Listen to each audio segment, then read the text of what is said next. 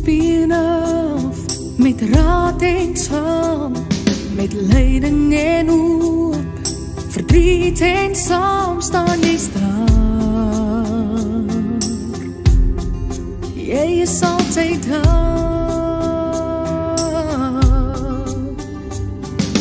Dit wat ons doen, ons liefdes, ons vreugdes, ons plekke, ons thuistes, tot daar waar ons reis, jy is daar. Afrikaans is ons wese. Dis die taal waarin ons groet, die taal is in ons bloed, is Afrikaans, vir ons mense.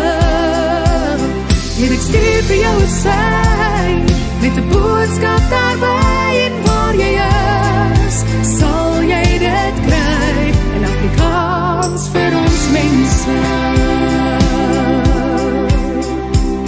Al verander straatname, al word helde laat val, ons is steeds deur ons adem, ons kultuur, ons verhaal, dit sal altyd bestaan. Afrikaans is ons wese. Dis die taal waarin ons groet, die taal is in ons bloed, is Afrikaans, vir ons mense. En ek stuur vir jou 'n sein, met 'n boodskap daarby, en waar jy is, sal jy dit kry, in Afrikaans vir ons mense.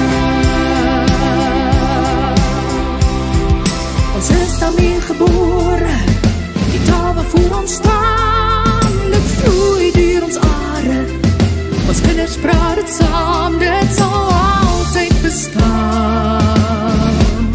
Afrikaans is ons wese. Dis die taal waarin ons groet, die taal is in ons bloed, is Afrikaans, vir ons mense. En ek stuur vir jou 'n sein, met 'n boodskap daarby, en waar jy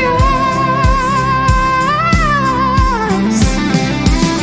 Dis die taal waarin ons groet, die taal is in ons bloed, is Afrikaans, vir ons mense. En ek stuur vir jou 'n sein, met 'n boodskap daarby, en waar jy is, sal jy dit kry, en Afrikaans vir ons mense. Afrikaans vir ons mense. Afrikaans vir my mense. Afrikaans vir ons mense.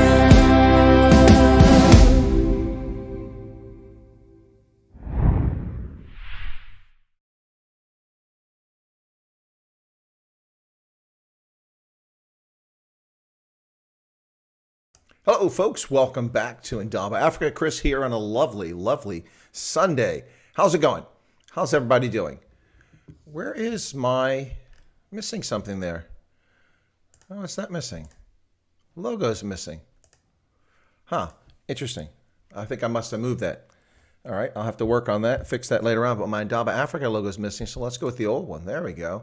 Let's put that back up there. Check that out. There you go. All right, folks. Well, welcome into Indaba Africa on this lovely Sunday on this Members Perk stream. So this is for members to chat. I assume that no members are trolls, so we shouldn't have any trolling going on here, but welcome everybody. Should have some nice, pleasant, clean chat. Whatever you'd like to talk about, we can get to that, but we do have some big news talking about what's happened in the last 24 hours vis-a-vis South Africa and also for the United States. So, folks, wherever you find yourself around the world today on this Sunday, the 16th of August, 2020, whether that might happen to be on the Emerald Isle of Ireland. And as you can see, I'm wearing an Irish Rugby Football Union jersey. Check it out. There you go. There you go. 2019, Ireland. All right. Cool stuff. Yep, so that's my Irish jersey for today. The Emerald Isle, whether you find yourself in Galway, out in the Gaeltacht, or maybe down a little further to the west in the lovely parts of southwestern Ireland, or perhaps in Dublin. Hey, Dublin.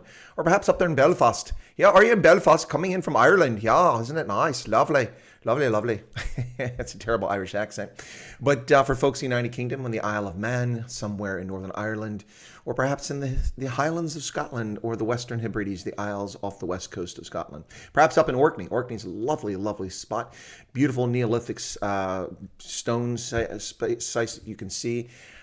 Beautiful, beautiful place there in Orkney. Now, or you find yourself in England somewhere down in Wales, maybe in Cornwall. Anybody in Cornwall? Well, folks, out there in Asia, in Hong Kong, in Thailand, in Singapore, New Zealand, Australia, anybody in the islands, Fiji, or perhaps Western Samoa, or as they call it today, Samoa. And what about back closer to home in Africa? Anybody out there in Togo? Hey, les gens au Togo. Wait. And perhaps a little further south in Eswatini, Mozambique, Zambia, Zimbabwe, Botswana, Dumela, Botswana, and Sawubona, South Africa. Welcome, folks from around the world, whoever's tuning in to this Members Perks chat. By the way, it's open to anyone to listen to and watch the video stream. It's just the chat is restricted only to members for the moment. So we've got some members in the chat. Let's see who's here. We've got Tunes. We've got Marius Krugkamp, Joy, Rhodesians Never Die. Robin's here. Hey, Robin. Hank. Lars Solis is here. Stella Mans, welcome. Bradley, excellent. This is pretty good. Got some good chat going for members. I know I've tuned into some other streams where it's members only can chat and not a lot of people contributing. So we've got not a big audience at the moment. We got 17 viewers at the moment, which is kind of small on the Sunday. What's going on, folks? I think maybe I scared people away by saying members perk stream, but anyone's welcome to watch the stream.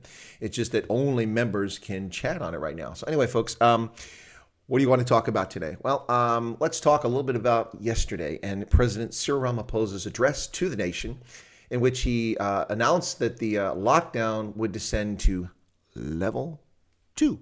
That's right, ladies and gentlemen, level 2. What's the tangible outcome of that? Well, the alcohol ban will be lifted. You'll be able to purchase alcohol in South Africa, package stores, wherever you buy your alcohol, normally legally that is, from Monday through Thursday from 9 a.m. to 5 p.m. So for those of you who actually have a job, been able to go back to work or been working, tough noogies, you're not going to be able to, to go shopping because they'll be closed by the time you get out of work, or you're going to have to skip work or take the time-honored fashion of hiring someone to do your standing in the queue for you and to buy your booze. But bigger news for South Africa, because we've seen the alcohol ban lifted before and then reimposed. But the biggest news is that after 141 to 143 odd days, the tobacco ban, the ban that was implied with no science whatsoever, no data to support the conclusion that banning tobacco sales would have a positive impact. The ban that was done despite the fact that it was obvious that criminal elements were running away with tobacco sales and that smokers were still getting access to cigarettes. It was having no tangible impact or benefit for South Africa, and robbing and depriving the government of 35 million rand per day in sin tax revenue and value-added tax to the Treasury, a country that's bankrupt and begging for money in scraps from the IMF, from the African Development Bank, and from the New Development Bank or the BRICS Bank, out there begging, with a tin cup in hand, please, sir, more soup, please, sir. Out there begging for money after they've destroyed the economy with their horrific macroeconomic policies. The African National Congress has finally declared a ceasefire against South African citizens for the moment. But they have yet to address the fact that much of their ban has been unconstitutional as declared by their own courts. It's strange considering that some of the courts in South Africa seem to be captured by the state. We nonetheless do see South African courts declaring parts of the lockdown to be unconstitutional. Yet the ANC has fought tooth and nail to appeal that decision and not respect the rights of South Africans. So who else we got in the chat here? Anyone else come in here? We've got Drian is here. Welcome, Drian. Janse van Rensburg. Catherine Piper is here. Welcome. Right, folks. So there's Robin. Hey, Robin, good to see you there. Got the old Rhodesian flag on there. I see that. That's a beautiful flag. It's interesting. I like the old Rhodesian flag, but the old South African flag didn't really evoke any emotion for me.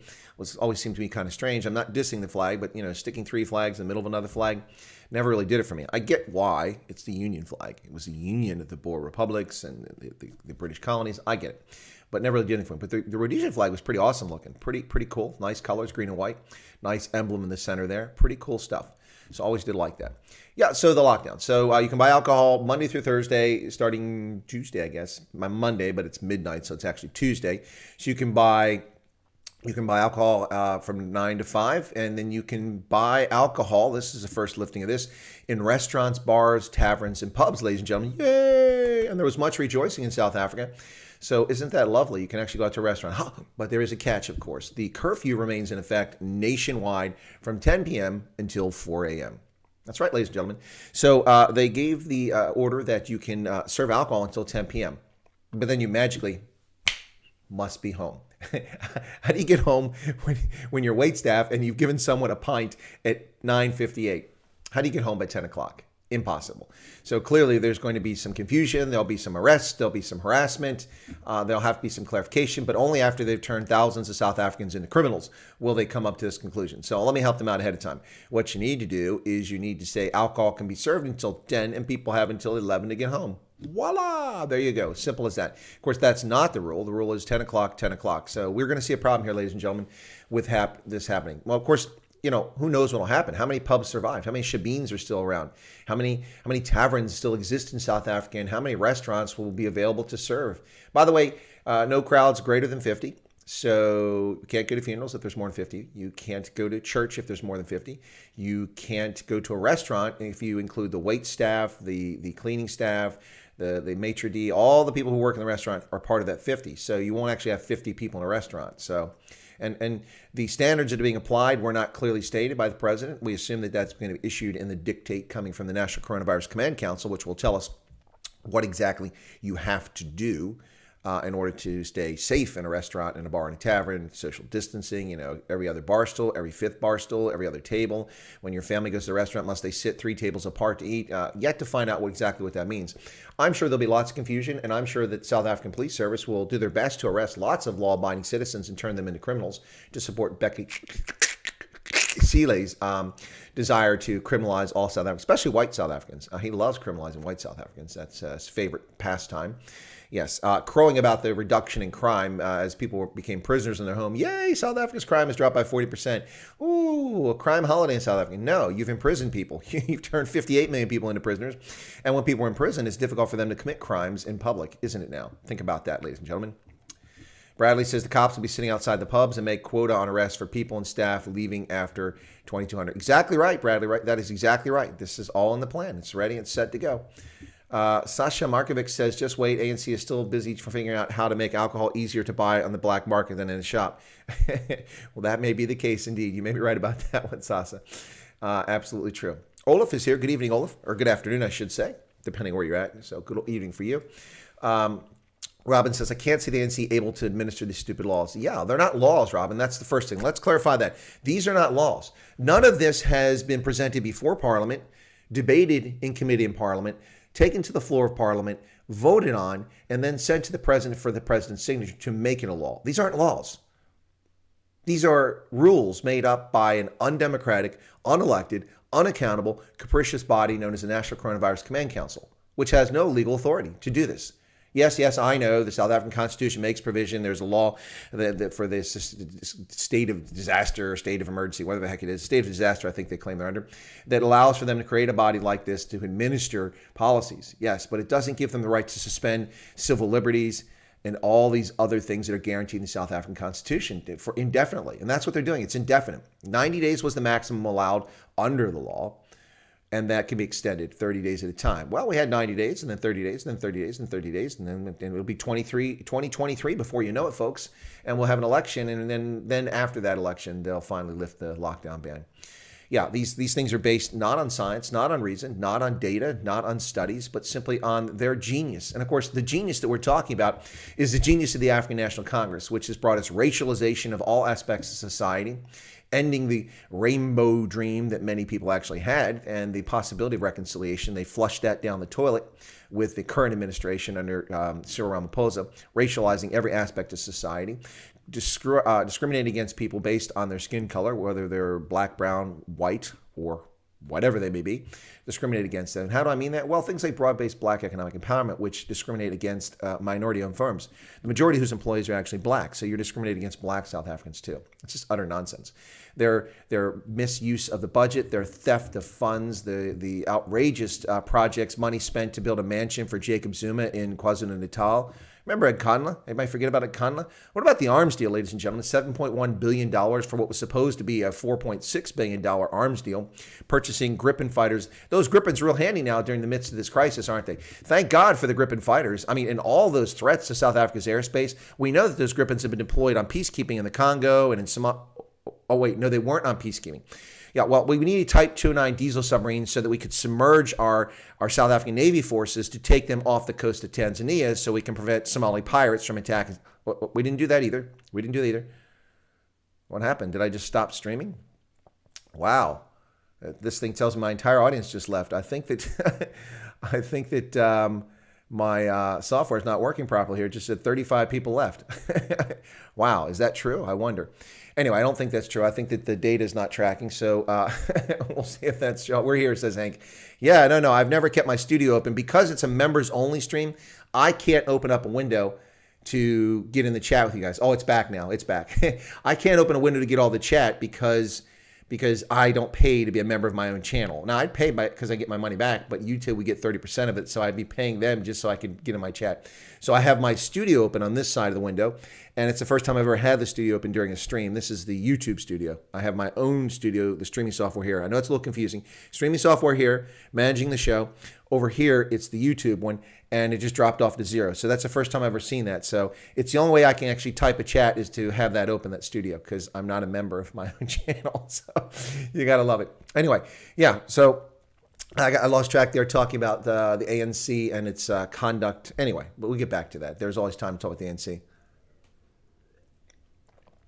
Bradley says, found out yesterday a friend of mine has had to close his business, sold everything at 30 cents on the rand, couldn't get assistance. The owner's white. Every employee is of color, 40 staff, no jobs. There you go. So there you go. Broad-based black economic empowerment and the Tourism Relief Fund and the theft of tourism funds, of relief funds. By the way, folks, where's the $500 million? Where's the billion that came from the Ruperts, Oppenheimers, and Patrice Motsepe? Where's all that money? Where did it go? Do we have an accounting of that?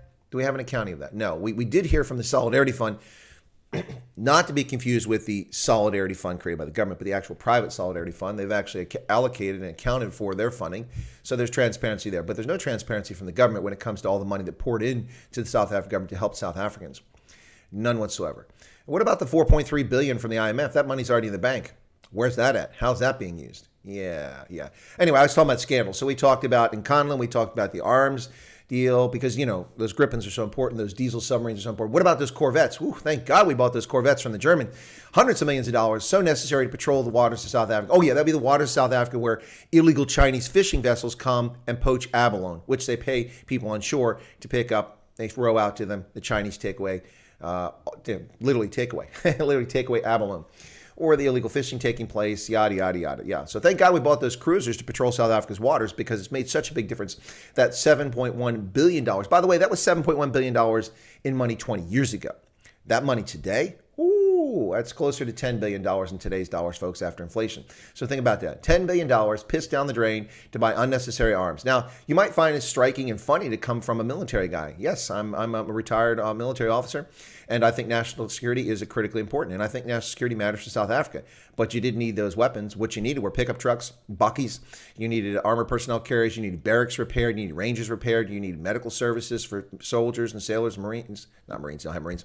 But for the military in South Africa. And you also needed reinvestment into the infrastructure of the bases, the barracks, and things like that. But no, that's not what happened. They bought glitzy things. Why? Because it's hard to steal lots of money from a contract to repair a barracks. Hard to steal lots of money from buying 3,000 pickup trucks for the military. A lot easier to steal from a multi-billion-dollar project with lots of different angles, submarines, jet fighters, trainers, cruisers. Ooh, much easier to steal from that.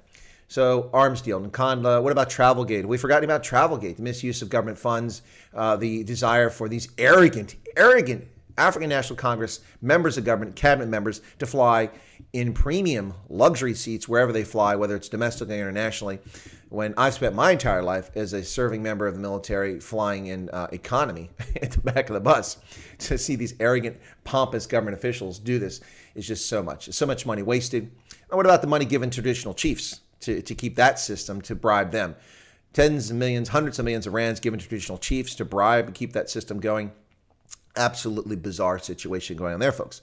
What else? Oil gates. Yeah, selling of South Africa's strategic stockpile of oil for a song in a corrupt deal, giving money to people related to cadres. Funny how that happened. Selling off the strategic stockpile for a song. Absolutely ridiculous. Absolutely ridiculous. But this happens under the African National Congress's progressively improving system of state capture, graft, and corruption. And where did all this money go? Not to textbooks in the Eastern Cape, not to improving even things like abolition units in schools where children die in pit latrines, courtesy of ignorance, of misappropriation of funds, of abuse, and of lame excuses by the ANC. Well, it's apartheid's fault. It's apartheid's fault. Ladies and gentlemen, the year 2357, the ruling African National Congress in South Africa, unless you all start changing direction, will complain that the reason that people are hungry and starving in South Africa while cadre live in mansions and palatial villages is because of apartheid. That's right. We'll hear this into perpetuity. It's the lamest excuse ever. There is legitimate reason to complain about apartheid. There are legitimate impacts of apartheid. But now we've had 26 years, 2 full school cohorts from kindergarten through 12th and on to university of people who should have been properly educated in South Africa. Now we can give them a pass for the kids who came up in 94, 95, 96, 97, didn't get the best education. But by the year 2000, this all should have changed. If I can create a university or a college out of whole cloth, boom, in the United States, and within 3 years be accredited and be graduating people after 4 years with accredited degrees and they're getting jobs, then why is the African National Congress can't pull this off with billions and billions and billions of dollars, with the world pouring assistance and aid into South Africa from 1994 to 2015, more money than you could ever imagine. Not to mention the fact that under Trevor Manuel, they actually repaired the tax tables and started collecting revenue and improved the number of people paying taxes voluntarily, rapidly increasing the amount of money available to Treasury. Yes, we'll give them credit. They did build these tiny little sad shacks called RDP housing. They did extend the electrical grid to millions of South Africans who never had it. They did deliver piped water to millions of South Africans who never had it. Bravo, bravo, bravo. But that's just giving trinkets to people. That solves basic needs. The real need, the real hunger, the real need for improving South Africa, ladies and gentlemen, is in education. But instead of improving education, the African National Congress has destroyed education and taken it backwards. And it pretends to be an inclusive state where it cares about everybody. But it's gone out of its way to undermine languages. For instance, Afrikaans. Stellenbosch is no longer the medium language at Stellenbosch University. Can you imagine that? When you think of the language of Afrikaans and you think of higher education, there's only one word that comes to mind, Stellenbosch. But that's not the medium of instruction there anymore. It's English, which is spoken by a minority South Africans, is not even the number one second language spoken in the country. It's pathetic. Anyway, and I'm an English speaker, so you can see that I'm not biased against that. Kat says, Tin says the whole country needs a reboot back to the 60s. Yeah, but we need a reboot and from when it was Republican and do away with apartheid and go from there. We'll see how it works. Kat says, last I heard they cannot fill the BBBEE pilot slots, so half the planes are mothballed. Well, there you go. Discrimination, once again, based on skin color. How reprehensible is that? You know, the world was reviled. It was revulsion about apartheid. People screaming out how wrong it was to mistreat black South Africans. I mean, they were right. Where's the world's revulsion now? Where is the world's revulsion now? It's not out there. Nobody's screaming about how people are being discriminated in South Africa. Coloreds, Indians, whites, none whatsoever. The world can't be bothered with racial discrimination in South Africa. Just can't be bothered. Henry Forster's here. Good to see you. How was the Alfred Adrian there, Anne-Marie? Tell us about that. Was it hilarious? You didn't wet yourself laughing, did you? Detox Doc is just subscribed to the channel. Thank you for being a subscriber there, Detox Doc. I appreciate it. That's kind of a cool name. Detox Doc. I like that. Welcome. Let's see the Mahaly'sburg. We see the zombie climbing across the screen there. Yeah, folks. So let me see what else we got here. Hank says the whole lockdown was corruption party by the ANC. Yeah, well, their members of government just went off to see family, had parties, and got caught and didn't go to jail. Were not arrested like innocent citizens were, but, stealing food care packages, selling them, hoarding them, things like that. Oh, Anna Marie enjoyed the show. Excellent, excellent, excellent. Shirley says, is it just me or does Chris look fuzzy? Shirley, it's just you. I've got a perfectly good picture here, so it must just be you. Let me see if I can find myself on the screen there. And no, I think it's just you. I think it's coming through fine. Refresh your screen or try the live button down there at the bottom. One of the two should do the trick and get you straight. Yeah, so what an interesting situation. So let's get away from the corruption for a moment. Let's talk about what else can happen. So we talked about alcohol. We talked about tobacco. Gatherings of 50 people beyond that are forbidden in South Africa still. So no spectators at sports. So the Curry Cup, which is supposed to start a month from now, will go forward without spectators. So, but that's not surprised. We kind of figured that was coming. Actually, to be fair, while I'd love to go to a rugby match, I appreciate why they're doing it, and it does make sense. It does make. Oh, look, we got a dislike. I just checked it. No, I'm looking. I can see perfectly fine on my screen here. Just playing over there. We got 45 in the audience. We got a dislike. Thanks for the dislike. Appreciate it. Awesome. Yeah, not. Anyway, yeah, no. So no spectators. Interprovincial travel bans have been lifted as of midnight Monday, Tuesday. So you'll be able to go visit folks. And oh, by the way, the key things that really need to be addressed in this were not touched on by the president. Perhaps they're out in a press release, which I've yet to see. And that's number one, the issue of combis and public transport. So there's no impact. So you're expected to social distance when you go to restaurants. You are expected to wear a face mask. They want you to wear a face mask. And they limit the number of people that can gather, except in combis, where a combi is designed to carry 9 passengers, and we all know 16 sit in there shoulder to shoulder, cramped in next to each other, breathing all over each other, passing their tuberculosis and their COVID and their influenza around. Yes, no discussion of that. Didn't hear anything in his speech or any conversation about schools. What's the deal with schools? What's going to happen there? What's the plan going forward? Really, really sad. Folks, the long-term harm being done to the youth by this idiocy and this hysteria around the world by governments and their inability to grasp the fact that this is a virus. It is a virus. It is here to stay. There is no vaccine. You can work towards a vaccine. Good luck. That'll take time. And even if you have a vaccine, it may prove to be just like the flu vaccine, elusive. It may mean that you simply can only protect it against certain strains. And each season you have to have a new version of the vaccine. Or it may give lifelong immunity. Who knows? But if you're counting on it, if you're banking on that, then you're a dumb government or medical official. You need to realize that this virus is here. It's not seasonal. Everything we've been told about the virus has been a lie, or it's been a distortion or mistruth. And that's a fact. That's a fact. They told us so many things. The World Health Organization, the Chinese Communist Party told us in January that it was not transmittable human to human. Really? So how were they getting it? Through space droplets? Yeah, so that was the first thing. Then they told us that masks have no effect. You shouldn't wear masks. Of course, they did that so the Chinese could buy up all of our PPE stocks and ship it to China to take care of their own people while the rest of us are screwed once we became aware it was really going on with the virus.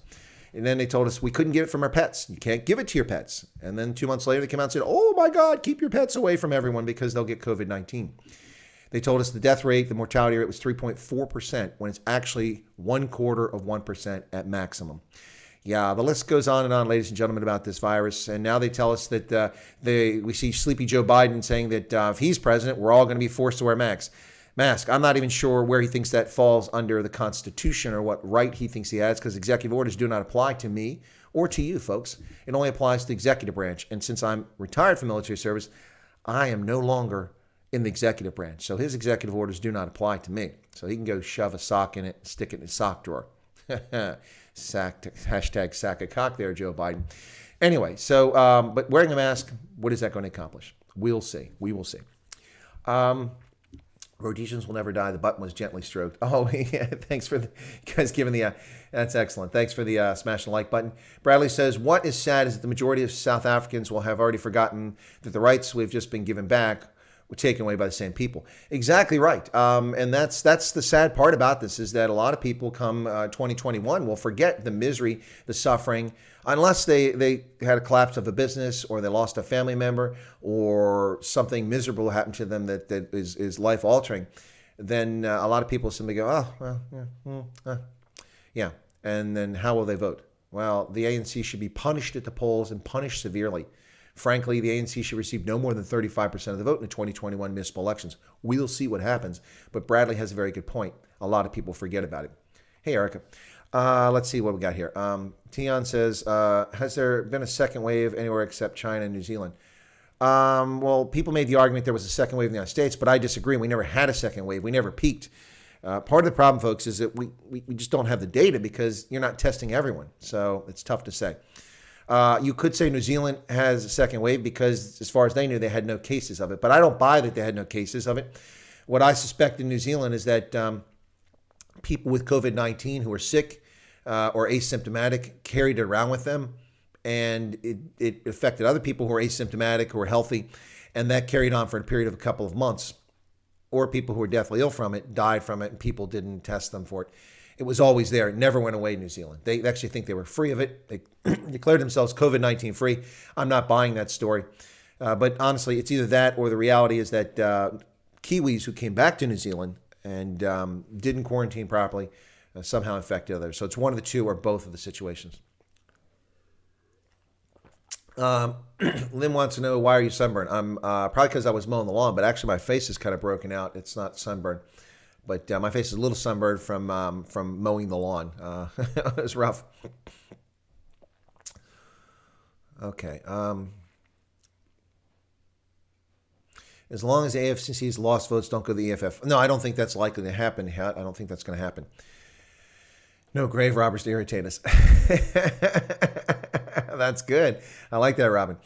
Enemy Forster says, can go and visit my sister in Danabai, Muscle Bay. She lost her husband in June. All of us were stuck. Wow. Shame. Couldn't be there for her. Sorry to hear that, Anna Marie. Tian says, yeah, that's most likely what will happen, or they just won't vote. No, I don't think the EFF will increase their percentage. The EFF will plateau at 15% is my prediction. Let's see if I'm correct. That's been my argument all along. I've said that that they never would go above 15%. We will see what happens. Lars Sala says millions of people were forced into alcohol withdrawal twice. They will not forget that easily. Same for millions of smokers who had to pay up to 10 times the price at a time they were needed to save money. There you go. Actually, Lars Salas, that's two groups of people. And the third group of people who will not forget are people, well, two more groups. Smokers, those who drink alcohol, especially addicted to it, missed it. Those whose business collapsed or their income disappeared and they were impoverished by this. And then finally, those who lost a loved one whom you were not able to visit or be with in their dying moments because of this horse manure. So those are four groups of people that the ANC has pissed off in a royal fashion, and they're not going to get back most of those people. So hard to say what's going to happen. Benita Bota has just subscribed. Well, thank you, Benita, for subscribing to Chris Wyatt Africa. Pleasure to have you on board. Happy to have you there as we approach 7,100 members on the channel, folks. Isn't that awesome? Yeah, this is a members perk stream you're listening to here on Chris Wyatt Africa on the Indaba Africa channel. I'm Chris. I'm in central Pennsylvania, and I'm wearing an Irish rugby football. There you go. Irish Rugby Football Union jersey. This is from the 2019 Rugby World Cup in Japan, where I was at for a month. I watched, supposed to watch 18 games, but I did see 17. I lost my last game, which was New Zealand against Italy, and that was supposed to be, I think, in Toyota City, if I recall correctly. Maybe that's where it was. I don't recall. But anyway, Typhoon Hagibis hit, and that game was postponed, or canceled, actually. It was canceled along with the game that I was really excited about, which I wasn't going to attend. I was predicting that Namibia would win its first ever Rugby World Cup game against Canada in Kumagaya. Unfortunately, because of the typhoon, that game was canceled. They did continue with the Scotland-Japan game, which Japan won, and it was just amazing. But yeah, so I lost my game, and then my personal best was tied at 17 Rugby World Cup games in pool stage, when I could have set a personal best of 18. I was so looking forward to that. The next Rugby World Cup is in France, and I really don't know if I'll be going there for that Rugby World Cup. So, and besides, France is so big, odds of breaking the record of 18 games would be a lot of driving, a lot of travel, a lot of money. So, not going to happen. The World Cup should have been in South Africa or Ireland. If it had been in Ireland, I definitely would have broken my record, because much easier to get around Ireland, and I would have gone to 20 matches in the 40 pool stage, guaranteed. But they didn't get it because of some corruption, would be my guess. Because how can the worst of the three bids for the Rugby World Cup wind up with a country with the worst bid? France came in third by their own committee, who said South Africa had the best bid, Ireland had the second best bid, and France had the worst bid, yet France got it. Imagine that. Funny how that works. The worst bid got it. Why France? Who knows? France has already had the World Cup. Ireland has never had the World Cup. South Africa's had the World Cup. But South Africa was also the three-time and the reigning World Cup champions. So, of course, they weren't reigning at the time. So, anyway, who else we got here? Herman Ruz is here. Herman, I received your voice message. Thank you so much for that. I appreciate it. It was my pleasure.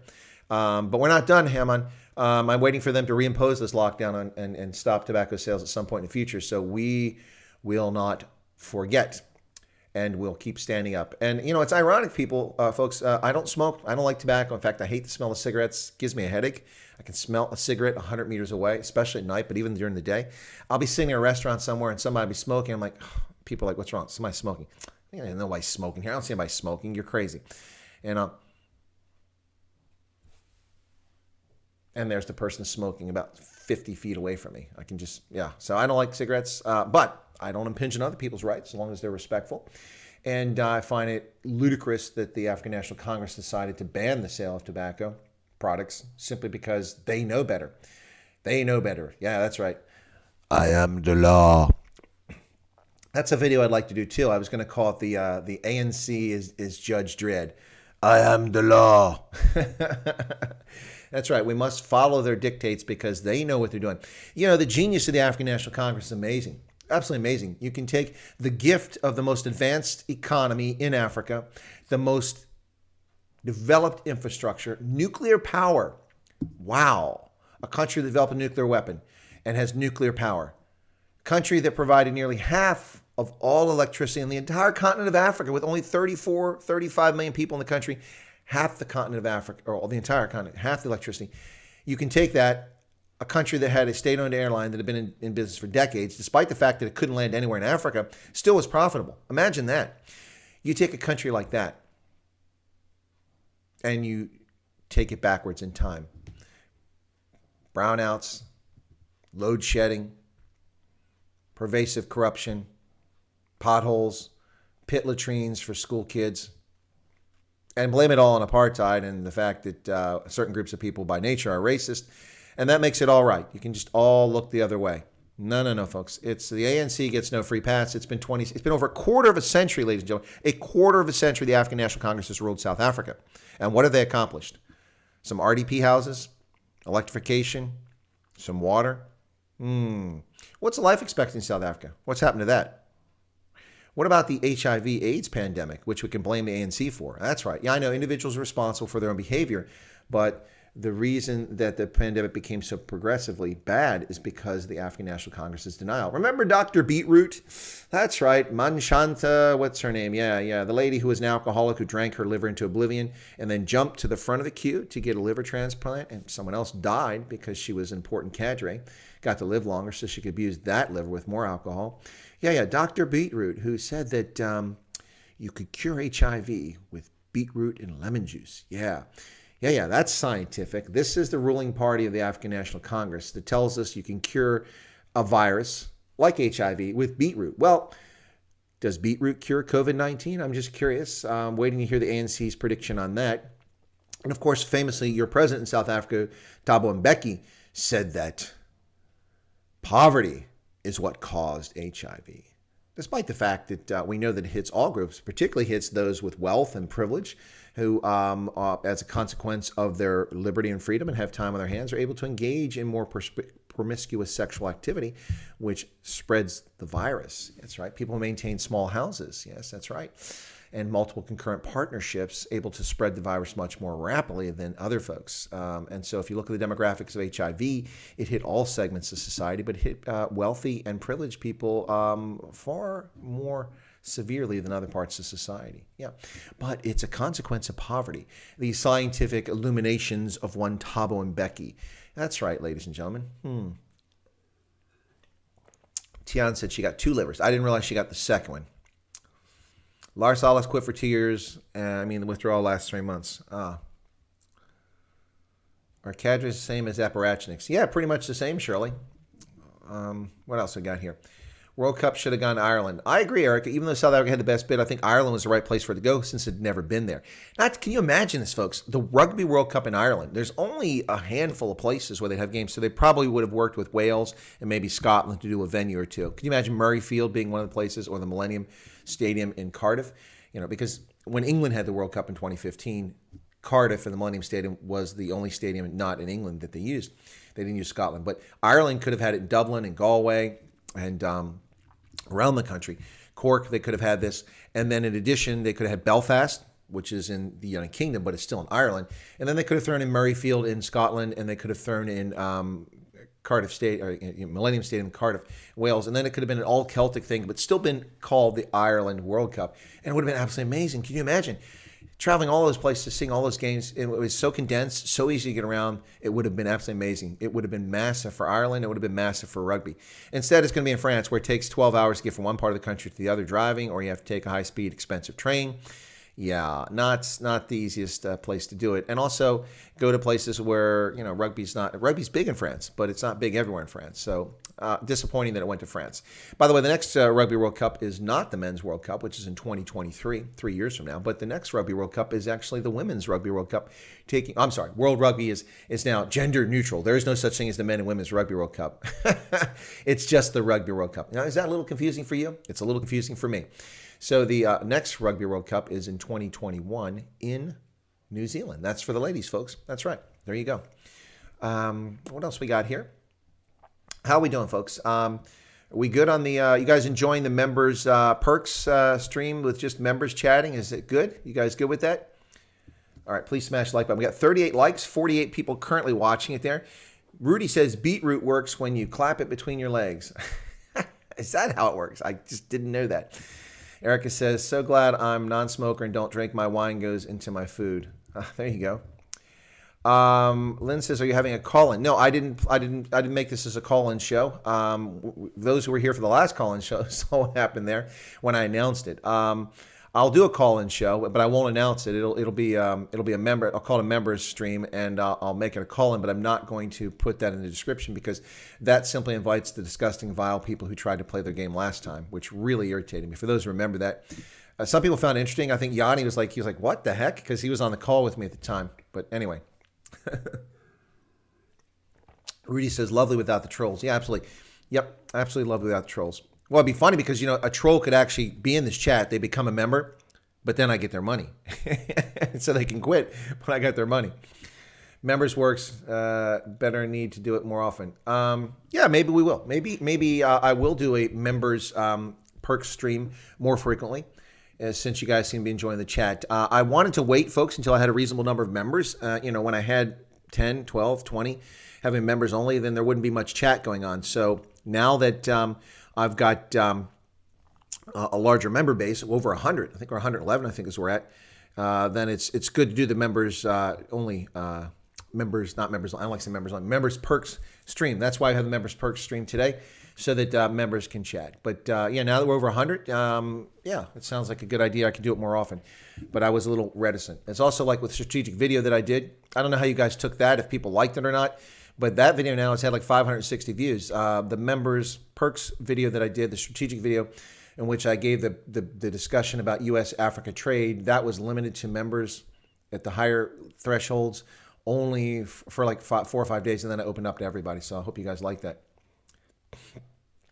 Rudy says, hey, we pay for this privacy. Yeah, and that's why maybe I'll do it more often based on that suggestion here. I don't mind.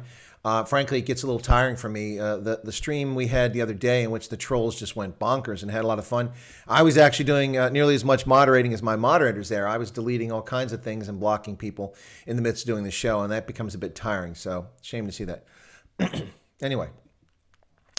Tian says, strategic video is very well done. Well, Tian, I'm going to be doing another one soon, and I was thinking about doing one on China and the energy sector in Africa, which is a briefing I put together for a energy summit in Denver not long ago. Excuse me. By the way, folks, I will be going to Wyoming here at the beginning of September. I'll be going there to participate in an outback sort of thing for veterans, and I'll be there as a cadre member, helping folks adjusting to civilian life who've left military service. It's focused for special forces personnel to help them adjust to life after the military. And it will involve horseback riding, some rodeo stuff, maybe some fishing, some hiking in the mountains of western Wyoming. Should be interesting. I'm looking forward to it. And I'm doing it with Catholic College of Wyoming, which is a small private school. And by the way, Catholic College of Wyoming accepts no federal dollars whatsoever, not a single federal dollar, because of their views and their opposition to some federal policies when it comes to things like abortion and other issues. So the Catholic College of Wyoming doesn't do that. It's a small liberal arts school. And it's only been around for about a decade or so, and they've already had a few cohorts of four-year graduates come out of the school. So interesting organization, and I'll be going out there to work with them. So that'll be for a week in September. While I'm out there, I'm not really sure what sort of access I will or will not have, folks, but I will do my best to make sure that I can post. I don't know that I'll be able to live stream. If I do live stream, it'll probably be a lot of short live streams, 10, 15-minute sort of things off my mobile phone. So we'll see how that goes, but I will do a lot of shorts, take some videos of the scenery. For those who've never been to Wyoming or don't know anything about Wyoming, it is absolutely amazing state. It's really like two states. From the center eastwards, it's kind of mostly flat and prairie sort of stuff. And then from the center westwards, you got a couple different rows of mountain ranges. And of course, in the far west part of Wyoming, you have the Grand Tetons National Park and then Yellowstone National Park back to back, right next to each other. And below that, you have famously Jackson Hole, where lots of wealthy Hollywood millionaires live and go out there on holiday. So yeah, it's out not quite in that area, but that's where I'll be flying into, Jackson Hole, and then going out to a remote location in the mountains. So it should be interesting. And we'll see what happens there. Rudy says, I'm not pro-abortion, however, I believe it's up to a woman to decide what happens to her body. Well, Rudy, I'm not to get into an abortion debate, but that's nice. I'm glad that someone didn't make that choice for all of us, and we got to live. What about those who don't? But anyway, let's see. China and Africa and Turkey and Africa. Yeah, the Turkey and Africa, I've talked about Turkey and Africa. I'll think about doing a video on that one. I need to get some updated sources because 2020 has been a wash, folks. So when I do these strategic videos, until we get to late 2021 or 2022, 2020 is not going to be useful as a year of comparison because nothing fits this year. Everything's off the table. All the data is skewed. It's completely messed up. And 2021 will be a catch-up year, assuming that people wake up and accept that the virus is here. It'll be a catch-up year. So we'll see what happens in 2021. But 2020 is definitely a wash. So when I give these briefings, there'll be the most recent data, which will be 16, 17, 18 for most of these things. So that's what I'll do. Mario says, how are you? I'm fine. Thank you. Yeah.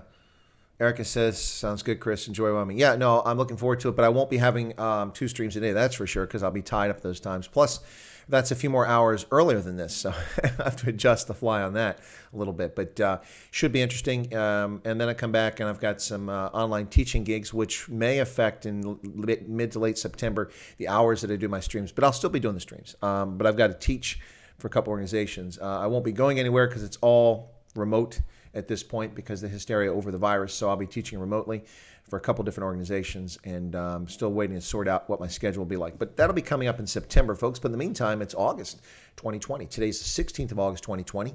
And I want to thank everybody who's tuned into the stream today, to the Members Perks stream. I hope you're enjoying that opportunity for members to be the ones chatting, and I do appreciate folks being here. So if you're unsure, if you're trying to chat in the chat, folks, and you've tuned in, you can't get a chat in. The reason for that is because you're not a member. Paying members of Chris Wyatt Africa get to chat in this stream, and paying members only. Unless my paying members say, go ahead and open up to everybody. But no one said that. And this one here, people seem to be enjoying the fact that we have pleasant conversation going on. So we're going to keep up with that. But I did want to bring a few things up, folks. If only we knew what we know now when we wished everyone happy 2020. Oh, yeah, that's pretty scary. Think about that. Think about that. Wouldn't that have been nice to know back then? Crazy stuff. Okay, let me find this thing here. All right, so there's a few things here to talk about. So let me see if I can get this one to come up really quickly here. I'll try this. Where are you at? There we go, ladies and gentlemen. South Africa's crime rate falls 40% in coronavirus lockdown. This is from Al Jazeera.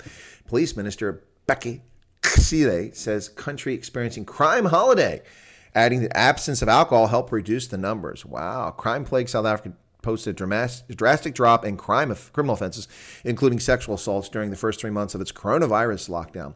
Crime rates dropped up to 40% between April and June when the country was placed under strict stay-home restrictions aimed at limiting the spread of the virus, Police Minister Becky Cele said on Friday.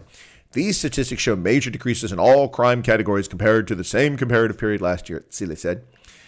He added that the statistics paint a never-seen-before rosy picture of a peaceful South African experience at crime holiday. A 40% decrease in the number of rape cases were reported in the 3 months. Well, the problem I have with that, Minister, is that you're full of horse malarkey, and your hashtag sack of cock narrative is bull.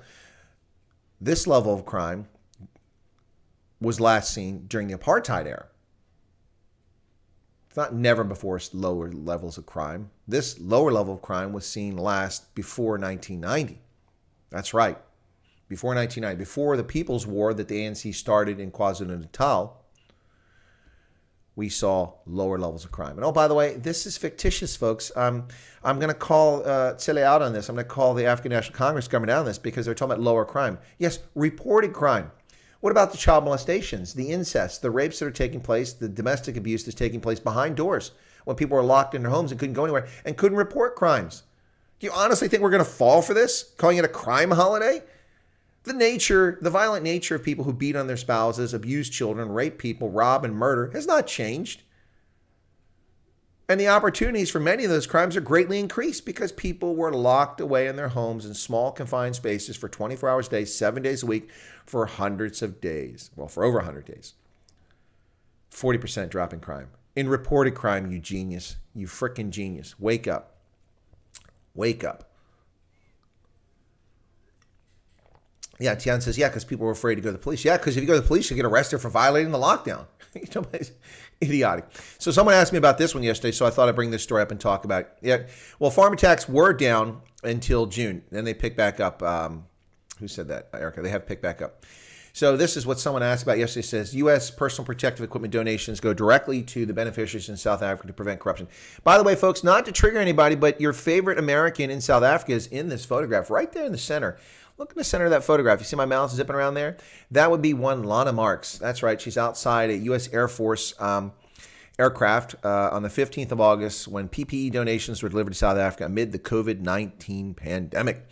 United States Ambassador to South Africa, Lana Marks, has expressed concern about COVID-19 related corruption in the country. Wait a second. Wasn't she on Valdemar Peltzer's program and she said that she loved President Ramaphosa and his leadership of the country was amazing and South Africa is doing so well? Whoa. But now she's concerned about corruption? Where did this come from? What's in her rooibos? What have they been putting in her rooibos tea? I'm curious about that, Ambassador Marks. Yes, speaking at OR Tambo International Airport, announcing personal protective donations worth Rand 5.9 million Rand. There you go, folks. 5.9 million. By the way, okay, every little bit helps, but let's not lose our minds. That's $327,000. That's less than the mortgage on the average American home. So when people are freaking out about the United States giving money to South Africa, take a deep breath. Take a deep breath. That is a tiny, tiny fraction of the money the African Development Bank gave to the African National Congress recently. $282 million, by the way. $327,000. Yeah, Mario says Daga Ruibos. Yeah, Daga Ruibos. She's got weed in her Ruibos, I think. Yeah, so there have been reports of corruption in the supply and tendering of PPE. It ain't so. No way. Mark said to avoid acts of corruption, they would ensure that PPE donations go directly to the beneficiaries. There has been corruption, and it's very disappointing. It does not need to be overcome. It does not need to be overcome in South Africa. We're delivering this to certain regions, to the folks on the ground. Wow. Well, thank you. At the U.S. Africa Command, Lieutenant General Kirk Smith says the contributions of critical PPE and supplies to help South Africa reflect our commitment to partnership in Africa. Ooh. Thank you, U.S. Africa Command. We've been working in close coordination with the State Department and USAID to provide assistance where we can to the international COVID-19 response. The U.S. government and U.S. Africa Command have delivered approximately $5.9 million worth of COVID-19 masks, gloves, medical gowns, sanitizing supplies to Health ZA, all bound for Gauteng, Western Cape, Eastern Cape, and KwaZulu-Natal.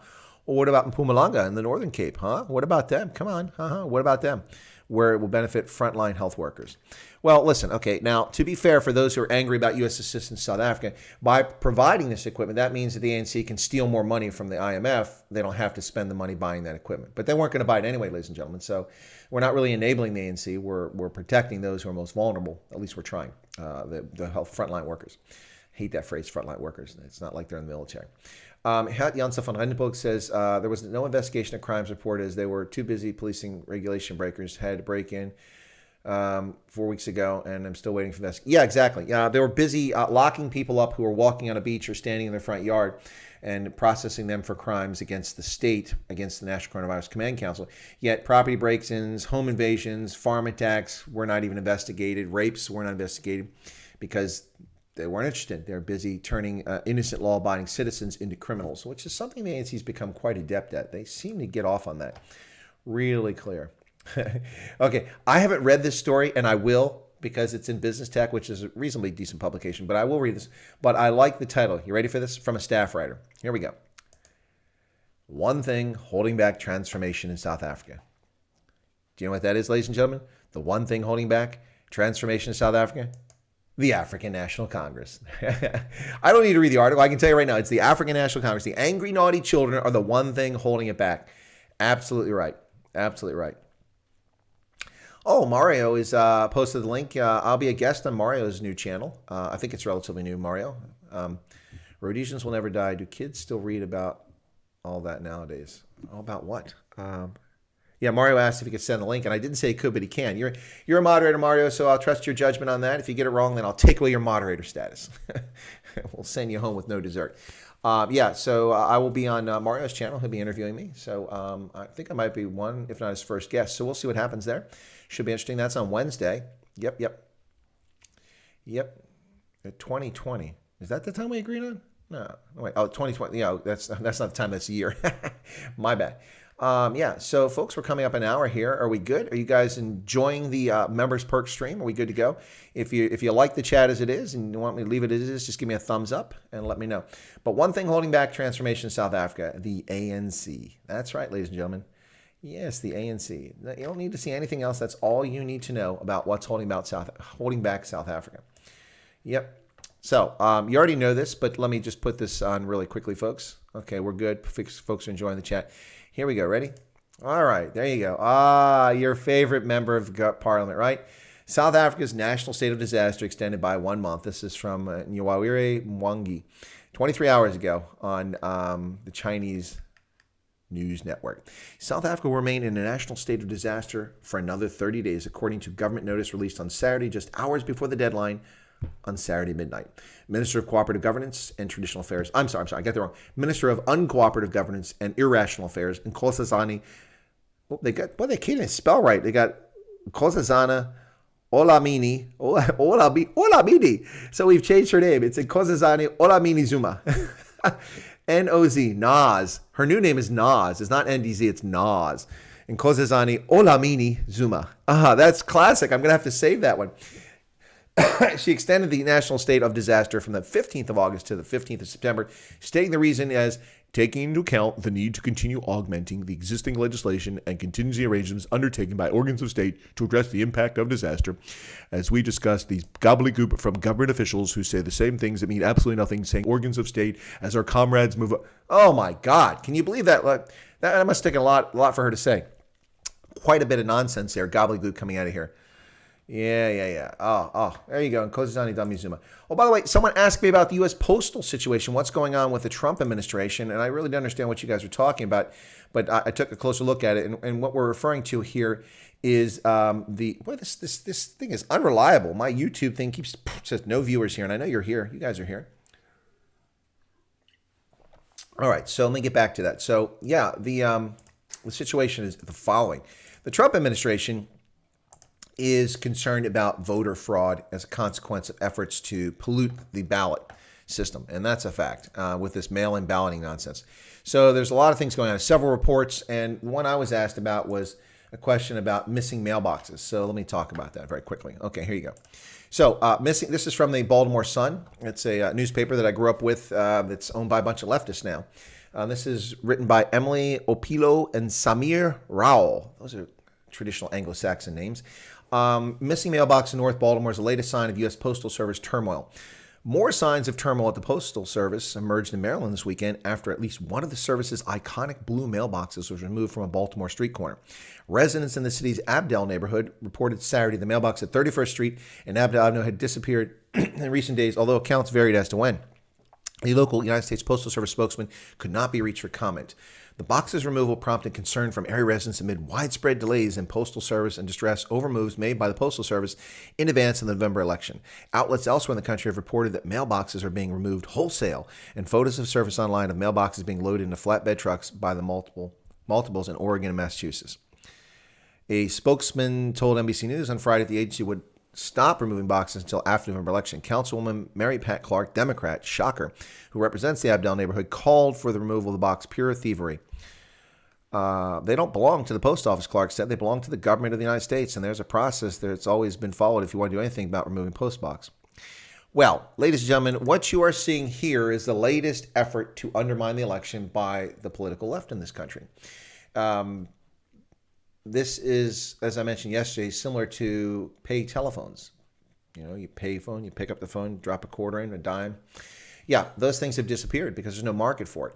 Post boxes have been removed in many locales around this country over the last 2 decades. There are far fewer. There used to be a mailbox and these little blue boxes almost on every corner in residential neighborhoods, in commercial districts all over the United States, 20, 30 years ago. But over the years, those have been removed, in part because of refinements to how the Postal Service collected its mail, reduction in hours they did it. Excuse me, the fact that the amount of mail that's being used is dramatically reduced. In fact, the Postal Service relies heavily on package money they're making for delivering packages now. And so that's all played a role. But, of course, the conspiracy is being woven now. So because Donald Trump has made a legitimate complaint about an effort to undermine the election with voter fraud by mailing out ballots en masse to people in California, in New Jersey, in other locations, because he's done that, they're now prepping the ground to claim that Donald Trump did not win the 2020 election. So this will be the narrative. He colluded with the Postal Service, an independent agency, by the way. It's not part of the federal government. It's a private organization, but it is funded by the federal government in some respects, and the federal government has authority over it in respects, but it is a private entity. So it's kind of a parastatal, I guess you would say. But Donald Trump has colluded with the Postal Service and the Postmaster General to remove all the boxes so that no one can get mail. But ladies and gentlemen, the problem with that is that most people don't drop their mail in blue boxes. Most people go out to the mailbox in front of their house, they lift up the little flag on it, and then they stick their mail inside there. And when the postal worker comes and delivers mail, they see the flag, they collect the mail, they lower the flag, and that mail gets taken back to the Postal Service in a much more efficient manner. So that's how most people do it. At urban centers, there are mailboxes and their post office and their mail drops. The post office in Carlisle, Pennsylvania, I walk inside. There's no mailbox outside anymore. That box was removed ages ago. Used to be a blue mailbox out there. They took it out. Now you go inside during the hours of operation and you drop it in a little slot inside the Postal Service. Yeah, there you go. So these boxes have been getting removed for decades, but this is not an effort by Donald Trump. But that's how it'll be told, an effort by Donald Trump to undermine the election. Utter nonsense. People shouldn't be voting by mail anyway unless they're authorized federal absentee ballot. That's it. No one else should be voting by mail. The rest of it's just cock nonsense in an effort to undermine the value and the sanctity of the vote by letting people fraudulently receive ballots and mail in ballots. And that's what's going on. So there you go. Yeah, you don't have a postal service. Now you have Postnet, and it's all private stuff. Garrett says, of course we do. They're the crowd that steal Christmas cards. I'm good. Oh, you guys are talking to each other there. Okay, Tunes. Okay, that's the Postal Service. What's going on here? Now, let me see if I can find this here very quickly. So here's another report. This is from the USA Today, hardly objective news source, but let's talk about that very quickly. Folks, you're listening to Chris Wyatt Africa on the Indaba Africa channel here on a Sunday afternoon, the 16th of August, 2020. I'm coming to you live from Pennsylvania, central Pennsylvania, wearing my Irish Rugby Football Union jersey from the 2019 Rugby World Cup. Yep, this is a members perks stream, so the only folks able to comment in the chat are members. If you want to become a member, there's a means to do it just below the video. Push that join button down there. As long as you have a credit card set up or debit card set up with Google or YouTube, you'll be golden. You'll be able to become a member. For those who are unaware of it, membership is a pretty good deal, actually. You're not going to find a much better deal than this. It's $1.99 here in the U.S. Wow, ooh, shocking amount. Nope, that's entry level. There's 3 levels of membership. The recruit team member, the platoon leader level, and then the master and commander level. So you can become a member at any of those levels, and it goes from $1.99 to $4.99 to $9.99 per month. And you get slightly different perks going up. But if you just want to be a member, contribute, or if you want to jump into the chat here, you can become a member. In South Africa, for instance, each country, the currency is done differently, and YouTube sets the prices. I have no control over that. But in South Africa, instead of paying $1.99, you're paying something closer to 60 US cents because it's 10 Rand, 9 Rand 99. If you want to become a member from South Africa, you can become a member of Chris Wyatt Africa, and then you can join the chat if you'd like on this Members Perks stream. This is the first Members Perks stream where we've done the chat only for members, first time through. It looks like people are enjoying it, so we'll look at doing it again. Anyway, so yeah, so I just saw something over here in the chat that got my attention. Morton says, I'm sure Elvis died this day in 1977. I'm not sure what day he died, but it sounds right, Morton. I remember what I was doing, exactly what I was doing the day that Elvis died. When my mother came out and told me, I was scraping rust off of a bicycle and painting it, putting primer on it, sanding it down when she came out and told me that Elvis died. I was messed up because I knew Elvis. A little kid, I got to meet Elvis Presley. It was pretty cool. Yeah, so very just, I don't know if it was this day, but thank you for sharing that, Morton. It could be the case he in fact died this day. But anyway, so if you want to become a member and join the chat, folks, on the Members Perk stream, which we'll be doing more frequently because it seems to be popular now. So only members can contribute to the chat. But anybody can watch this conversation, can watch this video, and if you want, you can observe it. But if you want to contribute to the chat, you got to become a member. So there you go. 10 Rand a month. That's not a lot unless, of course, you don't have a job, which would kind of suck. Erica says, do you have this? No, no, I haven't had the bicycle since 1978. It was left behind when we moved to another location. Nope. Garrett says, are you the real life Forrest Gump? Oh, is that because all the famous people and all the things I've done? Yeah. I don't know. Maybe. Who knows? I wish I knew more famous people. But yeah. So let's take a look at the news here real quick, folks. What's going on with the post office? Well, here's what we know according to Savannah Baumann. From USA Today. This is on the 14th, a couple days ago. She says, President Trump offered conflicting statements on Thursday about whether he opposes supplementary funding for the Postal Service, which has been hit hard by the coronavirus pandemic and recently been mired in controversy with its new leadership. Now, ladies and gentlemen, before we go any further, while the Postal Service has been hit hard by the pandemic, one, because they've lost workers who are sick, because they're not getting as much letter mail, which is a big source of their income. While they've been hit hard by it, UPS, United Parcel Service, DHL, FedEx, making record profits, ladies and gentlemen. They're making money hand over fist all around the world. Why? Because people are relying on e-commerce to buy things in ever greater numbers. So while they're making record profits, the Postal Service is suffering. Now, how is that possible? One has to ask the question, maybe the Postal Service isn't managed properly. Maybe the government having a role in the Postal Service is what's holding it back.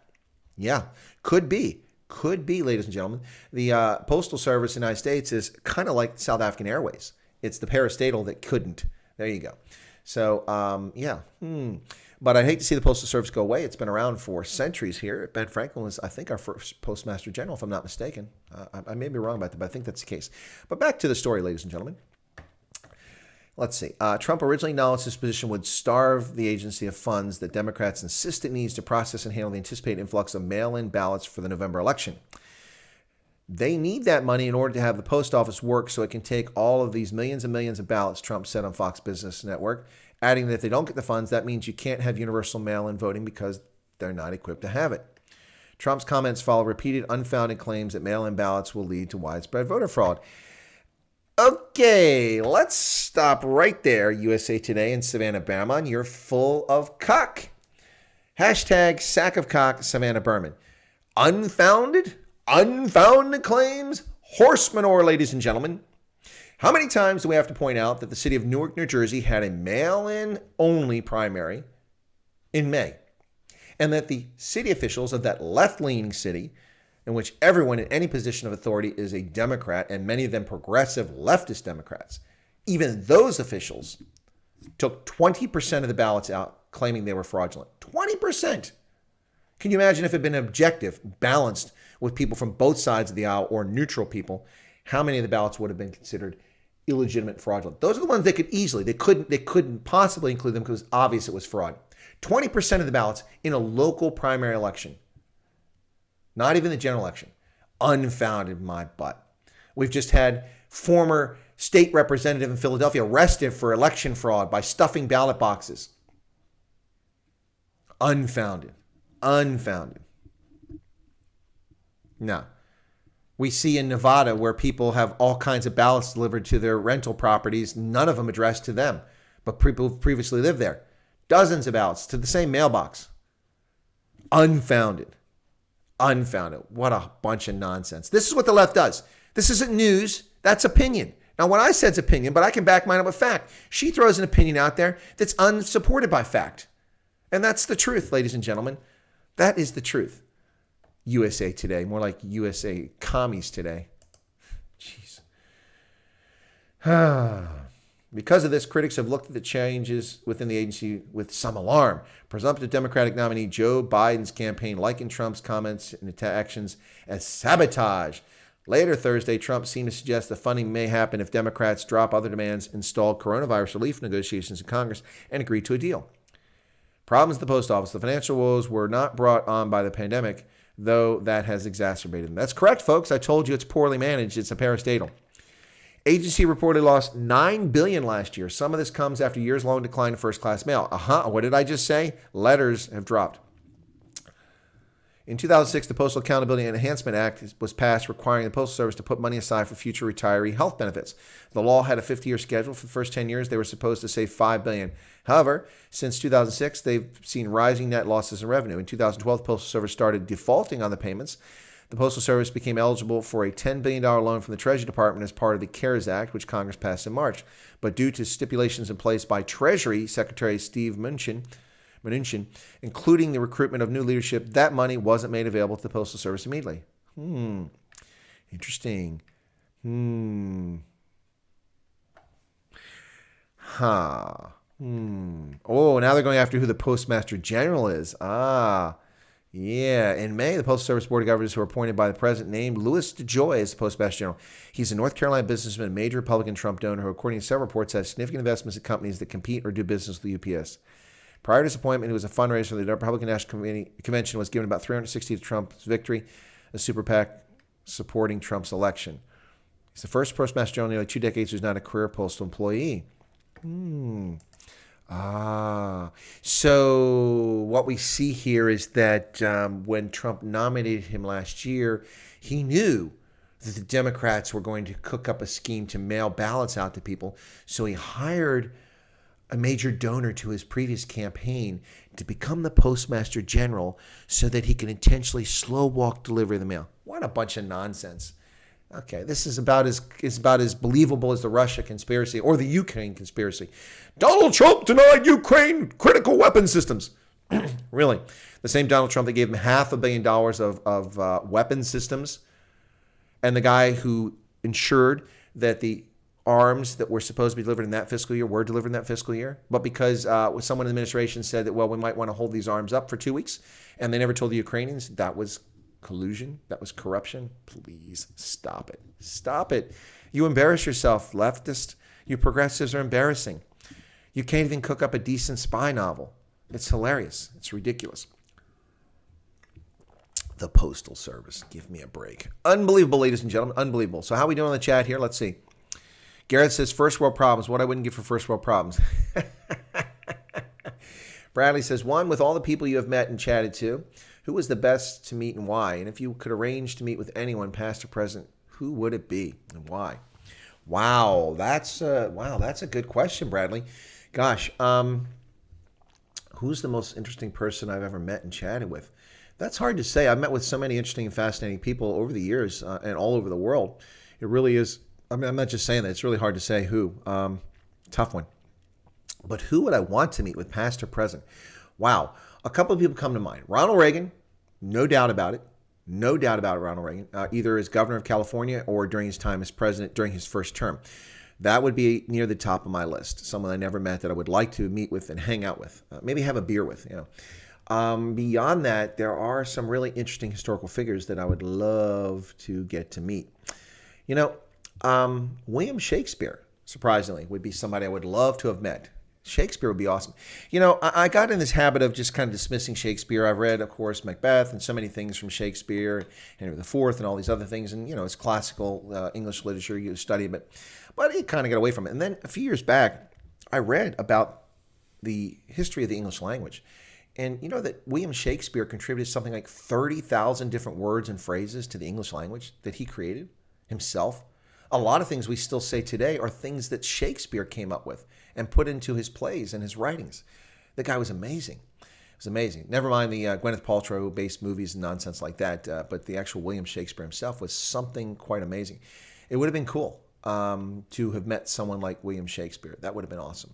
Yeah, that would have been cool. So yeah, Ronald Reagan and William Shakespeare. So recent past and distant past. That would be cool. And then, it would also be cool, too, to be honest. It would be cool to go back to the pharaohs and meet the folks who brought the Stargate to Egypt. So, we could transport between worlds, and I could, follow the Tok'ra and be part of the rebellion against the Goa'uld.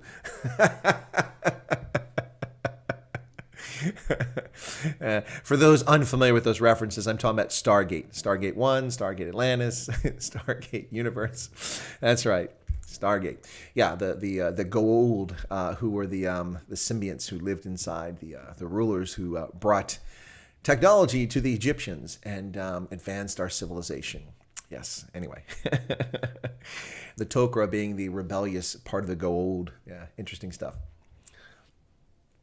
Erica says, couldn't understand the word Shakespeare when you first read it. Yeah, no, I got you. To be or not to be. Hot full of the ANC. Ah, that's clever. I'd meet with NDZ, show her what TPV. Ooh, okay, enough of that, Gareth. We're going to give you a timeout.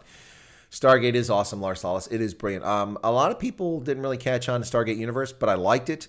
I liked it a lot. Yeah, it was pretty good. There's a lot of potential. Now, I hope that the way it ended, someone will bring the show back in 10 years or something like that. It would be so awesome. And we'll just jump them forward, years and years and years. And it would be really cool to see what happened. Leonardo da Vinci. Now, there you go, Rudy. That's another one I wouldn't mind meeting, Leonardo da Vinci. But I don't speak Italian, so I have a hard time with him. Yeah, that would be cool. That would be cool. Yeah, interesting stuff. So, well, how are we doing, folks? Are we enjoying this Members Perk stream? Just double checking to make sure everybody's good to go. You're enjoying this. It's worth your time. It's been worthwhile. How are we doing here? Let me see. We got...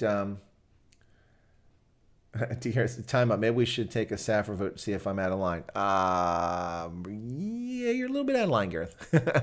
Anyway, here on the edge there. Would love to meet Leonardo. Yeah, that's pretty cool. What's my favorite movie? That's a tough one. I'll tell you what.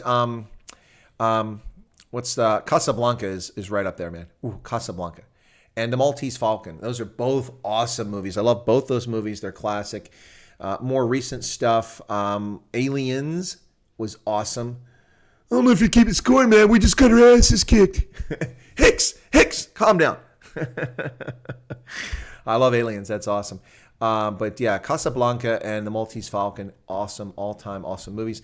And then for German, one of my favorite all-time films is Peter schießt den Vogel ab with Peter Alexander, with Maria Sebald.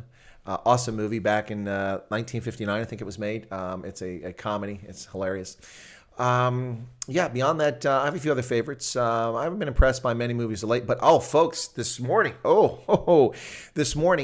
was checking my mail and I was zipping around. I looked on Amazon and I came across an awesome American series that debuted in 2017, 2018, I think it was. It was on for 2 seasons, 20 episodes, and it starred J.K. Simmons. J.K. Simmons is the guy from The Closer and from Major Crimes, the show that followed on. He was under 13 years. He also did a lot of stuff other than that.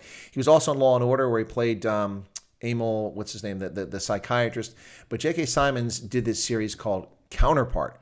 Oh my gosh. I already know what's going to fill up my evening tonight. I'm going to be binge watching the show Counterpart.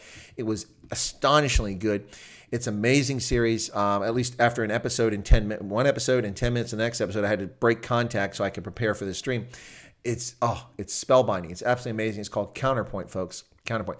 The drum, the tin drum. Is that what you're talking about there, Gareth? The tin drum. That was a weird movie. I remember that. Robin says, would like to have had a beer with Ian Smith. Yeah, that would have been cool. I wouldn't have minded that. But I would like to have a beer with Ian Smith in 1967. Not 75, not 79, but 67, a beer with Ian Smith. So for him, it's got to be a specific time for me. Yep. Talking about men from space, Paul is my favorite smoker, and he has a colorful vocabulary. I don't know who we're talking about there. Yeah, anyway, so the show is called Counterpart, and it's awesome. It's based in Berlin, and it's really, really cool. It's like an alternative universe, and I'll leave it at that. So Counterpart, check it out, folks. It's on Amazon Prime. Of course, Amazon Prime isn't everywhere the same offerings, but it's available here in the U.S., so hopefully you can watch it elsewhere. But it's an American series based in Germany, and yeah, it's pretty cool. The Tin Drum was crazy. Yeah, it was absolutely bizarre. Strange movie. A lot of the great movies back in the day, some of them not particularly good cinematography, like the Streets of Fire I enjoyed. I love Neverending Story. That was pretty cool. A lot of really good stuff out there. I like the Lord of the Rings movies, but for me they were somewhat predictable. I guess because I read the books, but I mean from the way the actors acted. But there was some really good acting taking place in the movies. But Lord of the Rings was good. The Terminator series was pretty good, although the cinematography was atrocious. I can't believe we actually loved that movie. Top Gun was a decent movie. I like Ghost. Ghost was a good movie. Yeah, good stuff. The Year You Were Born says. Well, we did say back in time, so I'd have to go back in time for that too. I'd be just a small tot at that age, so I'd be running around, barely away from crawling back then. But yeah, 1967 with Ian Smith would be awesome.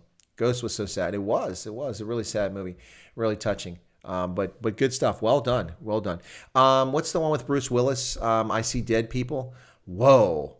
No one ruined that ending for me or that movie. No one ruined it for me. So watching it was just like, I was gobsmacked. That was really done.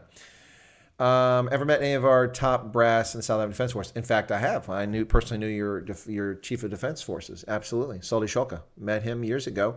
Knew him. I've known a few others. Yep. But I've known mostly people at the rank of major through colonel and a few brigadiers in South African National Defense Force. A lot of them are patriotic South Africans who really mean well, and including those who came from the Bantustan security forces like the Transkei Defense Force, the Ciskei Defense Force, and also even a few people came from MK and from the Pan-African Congress's armed wing. Mostly patriots. There are a few just, but one thing I will say about South African military and their senior officers is that, woo, folks, you've really, really got to lay off the food.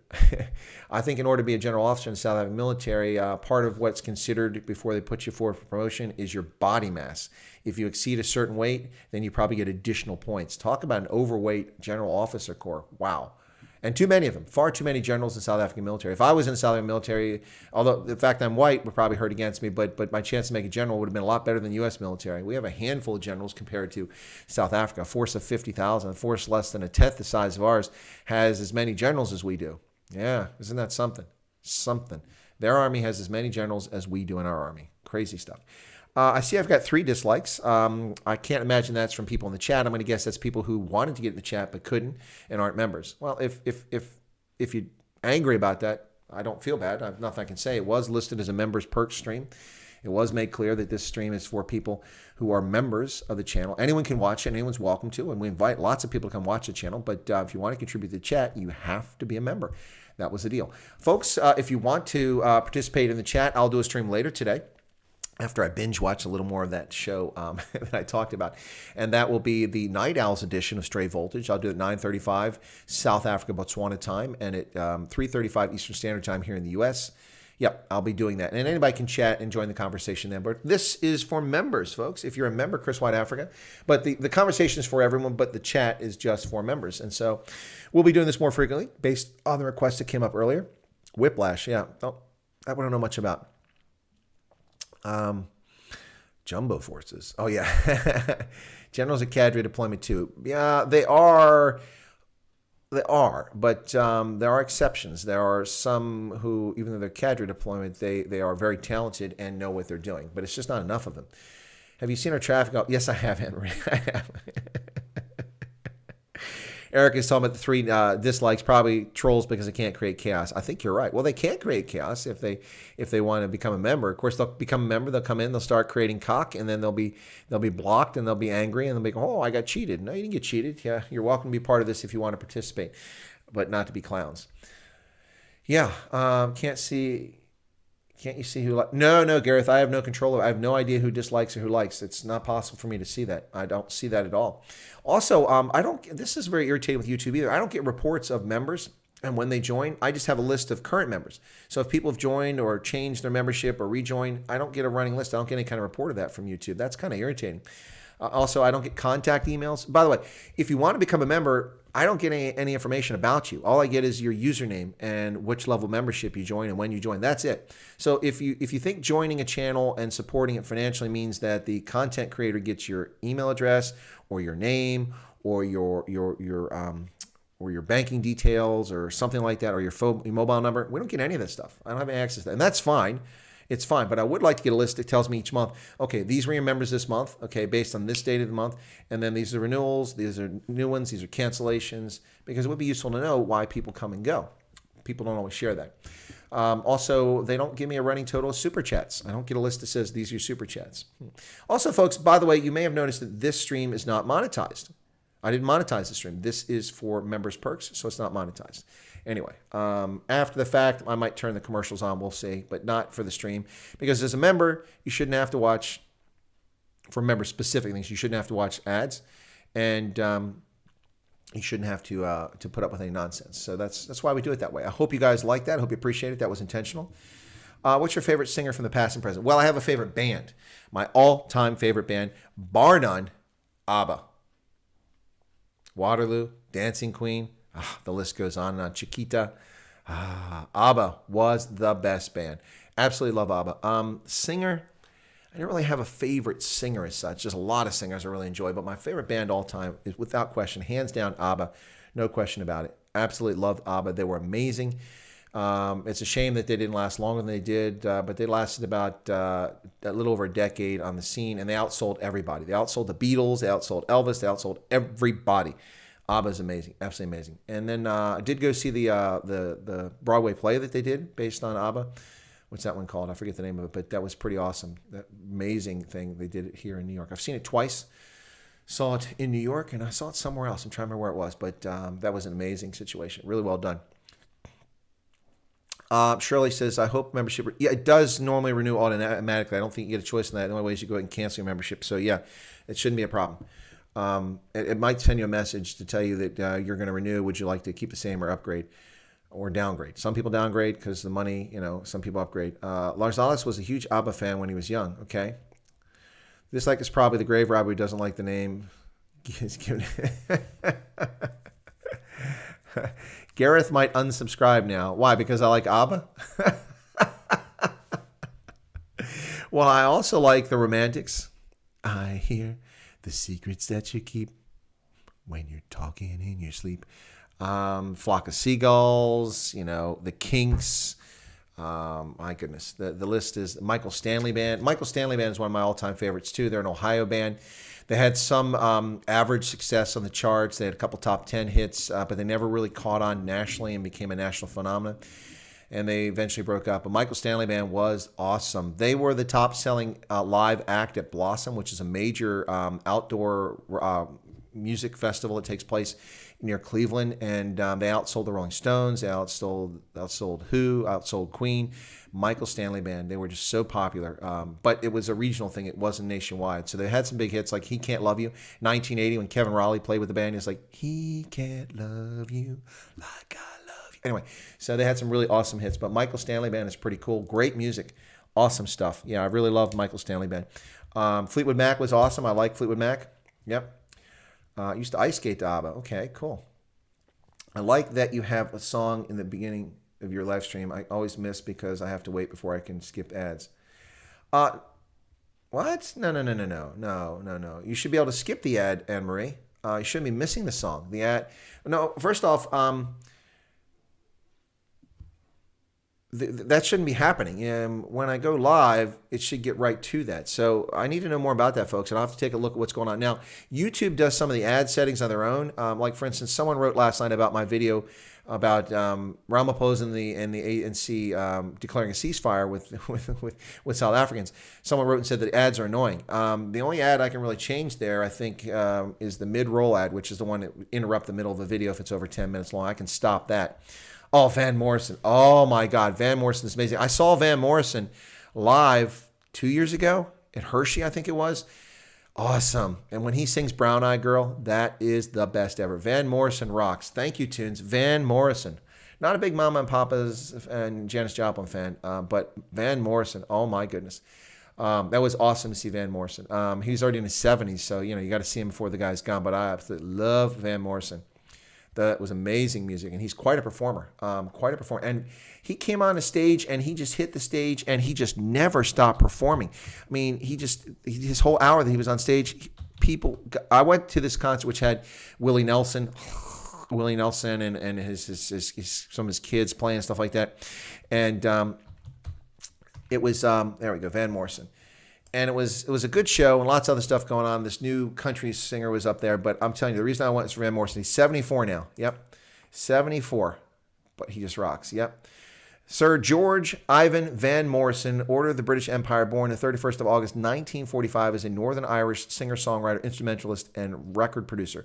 His professional career began as a teenager in the late 1950s. Yep.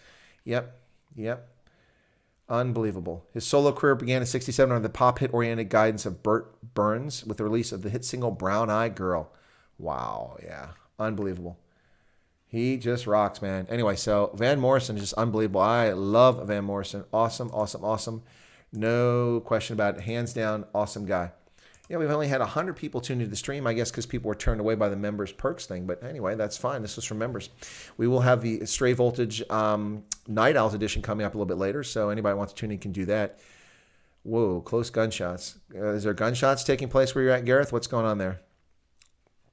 What's going on? Who else? Edith Piaf and Celine Dion. I'm not a Celine Dion fan. I find her incredibly annoying. In part because I got so sick of hearing that stupid song from Titanic.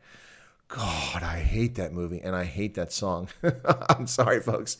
Yeah, Pink Floyd's pretty good. I hate that song. I hate it. And what I really hate about that song is the bullying by people who went to watch that movie. So I went to Germany and visited a colleague, and he and his wife had dinner with them. And his wife's like, "Hey, so have you seen Titanic?" I'm like, "No." I was stationed in Italy at the time, and they were stationed in Germany. He's like, "No." "What do you mean you haven't seen Titanic? How can you not see it? This is the most amazing movie ever. How did you not see this movie?" I'm like, "Well, it's been out for a few months." "Oh, I've seen it 4 times. It's amazing." And I'm like, "Okay." So eventually I watched the movie years later, and I didn't like it. In fact, I was angry about it.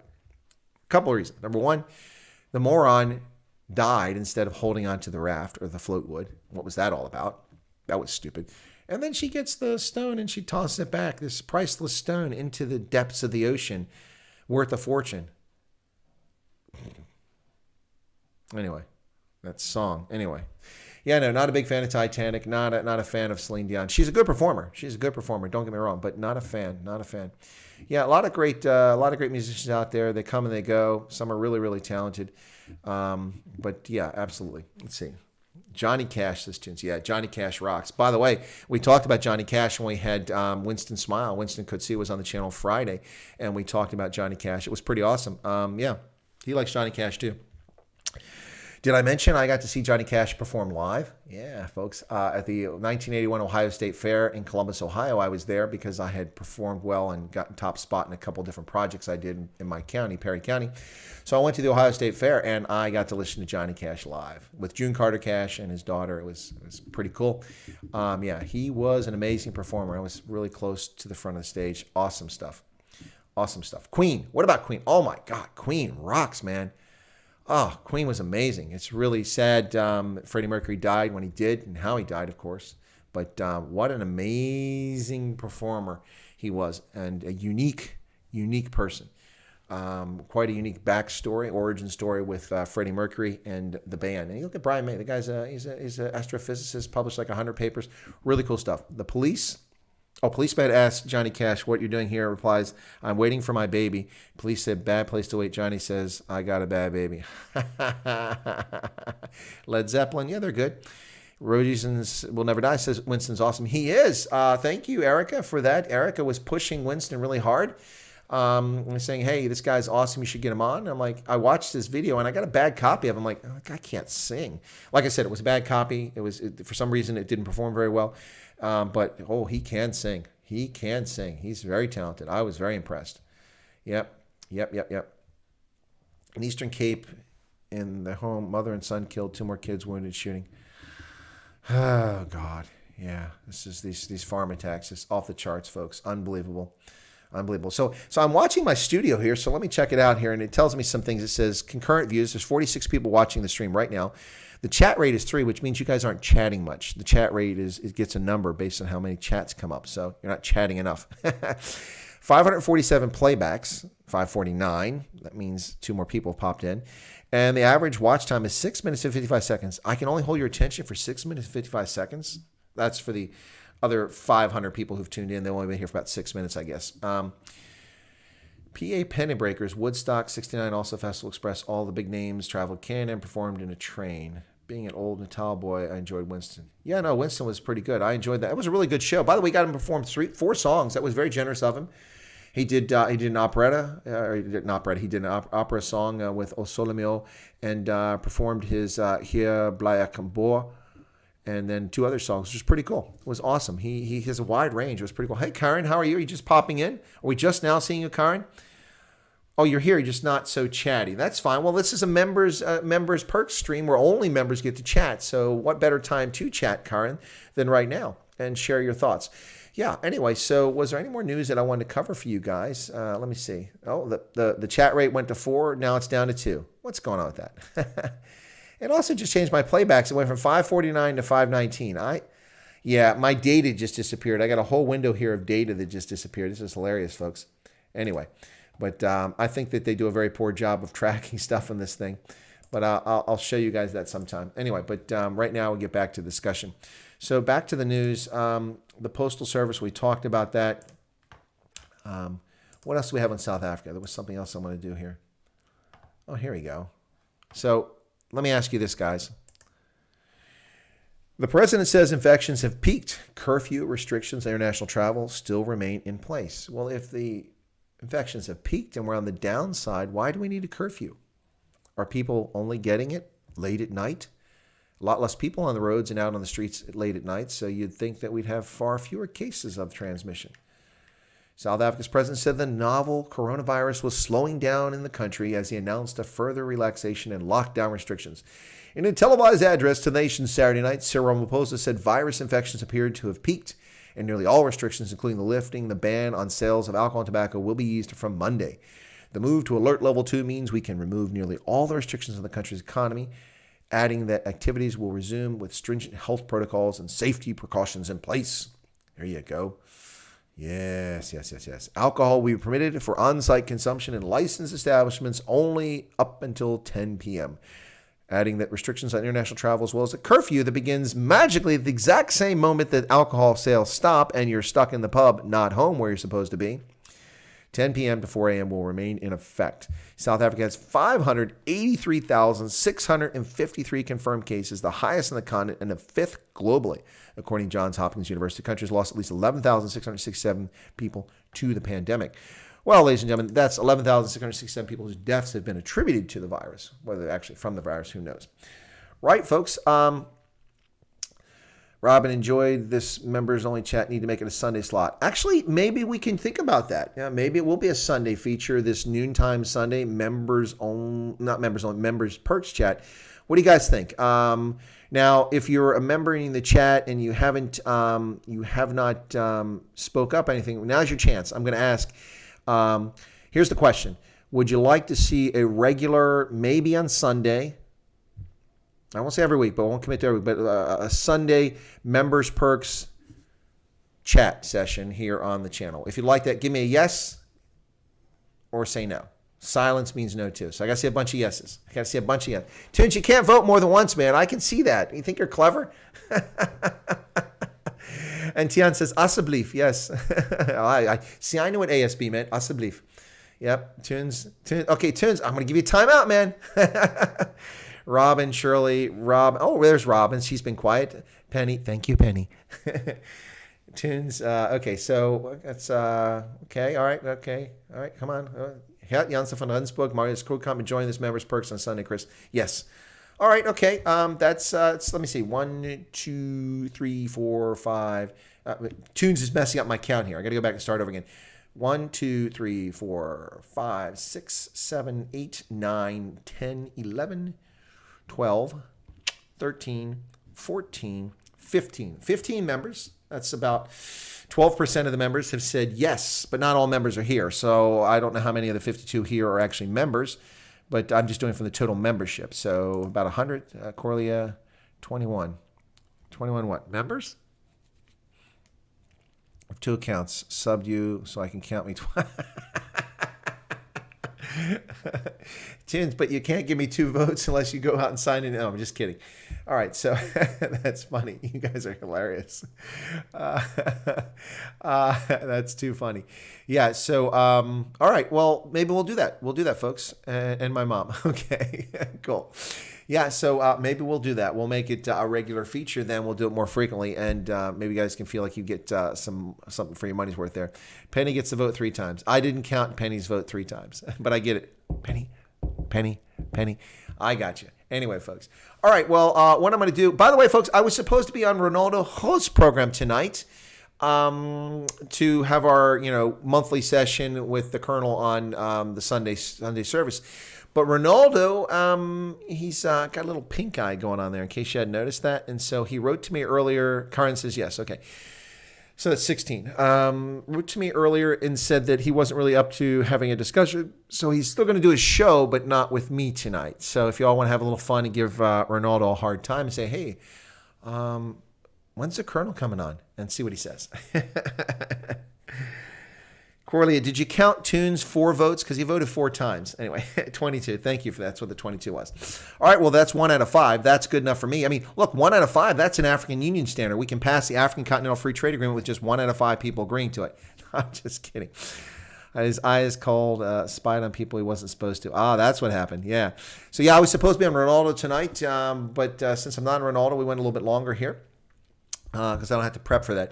But I guess I'll be on Ronaldo next week. We'll see. But anyway, folks, Garrett says if you pay twice, you can count it twice. That's true.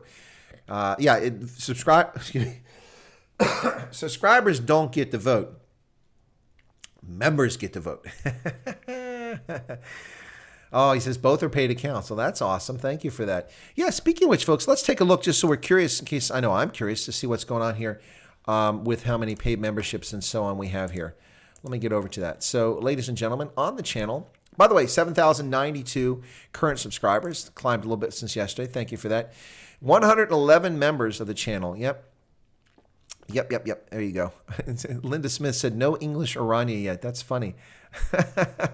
That's in response to when I had Jus Strijdom on the channel. And some super chats yesterday. None today, but some super chats yesterday. Thanks for those guys for both streams, for the super chats. Really appreciate it. But, 111 members of the channel, and 22 have said they'd like to see it. What is that, 95 now? Ooh, 7,095. We're almost at 7,100, so thanks for that. Ronaldo takes that social distancing for No. Ronaldo gets too close to his dog. And remember, you can pass that from animal to human. It's a zoonotic disease, COVID-19. So Ronaldo has got a little bit of eye problem because Carter's hair got in his eye. At least that's what I understand. So a little too much smooching with Carter there when he's doing his, his Locky Down song. I think that's the problem. So that's what happened with Carter and with Ronaldo. So anyway, I won't be on Ronaldo tonight. But what is covibes.org? I don't know what that is, Gareth. Tell me about what that is. I don't know that. Good dodge there, Chris. What did I dodge on? Did I dodge? No. I didn't dodge on anything. I only dodged Tomb Raider. No, I'm just kidding. No, Tomb Raider claims I dodged him, but I did not dodge Tomb Raider. By the way, folks, thanks a lot. If any of you caught it, if you haven't caught it, a little shameless self-promotion here, why don't you check out my video, which I think is a pretty good summary of what Ramaphosa had to say. So let me go ahead and put that in the chat real quick. Here's the link to it. This is my video for President Cyril Ramaphosa addresses South. Oh, wait, that's the wrong one. That's the live stream. Oh, wrong one, guys. Wrong one. I don't want that one. That's the live stream. The live stream went very well. Thanks all for tuning in. I really appreciate that. But yeah, so this video, which is doing not badly, has 2,500 views, which I recorded last night after Ramaphosa finished and after I finished my stream. Karen says, I love Carter. I like Carter too. Carter's hilarious. Kennedy's kind of boring, but Carter's pretty awesome. I really do like Carter. But let me stick this in the chat real quick for you guys. There it is. Okay. Corlia says, I'll ask him while you're not there that we were expecting you. There you go. Awesome, Corlia. Do that. That'll be funny. Oh, it's grass with COVID-19 infections more interesting than government laws. No, I haven't seen that. Thanks for sharing that. That was, what was it called? Covibes.org. Covibes.org. Let me write that down. Thanks for that. I think someone mentioned that before, but, folks, people mention a lot of stuff in the streams, and I don't always catch everything. So my apologies. Like you asked me to bring a guest on, sometimes I miss it. Oh, by the way, Unati Kwaza will be on the channel on this coming Thursday, okay? On Wednesday, I will most likely have a stream with Colin Robinson and a lady from the United Kingdom who's a PhD candidate about the Cabo Delgado situation and Mozambique in general. That's Wednesday. I'm still scheduling that, but I'm waiting for the final commitment. And then Thursday, Unati Kwaza will be back on the program, hopefully with a better connection. She says she'll be in a spot where she should have a better internet connection, so hopefully won't have a problem with that. Kennedy is a lady. Yes, she's much smaller too than Carter, but she's boring. Yeah, he could wear an eye patch. He could be a pirate. He could be the pirate. When Winston was on the channel on Friday, people like, Winston's a pirate because he had that beanie cap on. But, Ronaldo could be the pirate today with an eye patch. Ronaldo takes that social distancing too far. I don't think he takes it far enough. He's too close to that dog. Anyway. All right, so where were we at? So there's the stream, by the way, folks. That is the stream I'm talking about, or not stream, but the video that I did last night. So that video is doing pretty well. Thank you, everybody who tuned in for that. Let me see how it's doing historically, because with a lot of great video performances, my chart's kind of off. No, it's well above. So that one currently has 2,800 views. Not even a day old. That's pretty good. Not bad for video. A far cry from my Sia Khaleesian cutting up your jerseys, which has 58,000 views, but still pretty good, 2,800. So thanks a lot for tuning in for that summary. And that's a summary of everything that Cyril said last night. So you guys can check that out. Appreciate it. Also, by the way, I did do a video to thank folks for the 7,000 subscribers a couple of days ago on the 13th. So thank you for that once again. And my winemakers, some relief for South Africa's winemakers video is doing better than I expect with about 900 views. So thanks for that. All my wine videos in the past talking about the South African wine industry have not done particularly well. They've had a couple hundred views, so this one's pretty good. So thanks for that. I appreciate it. If South Africa COVID was an IQ scale, we'd be very near generous.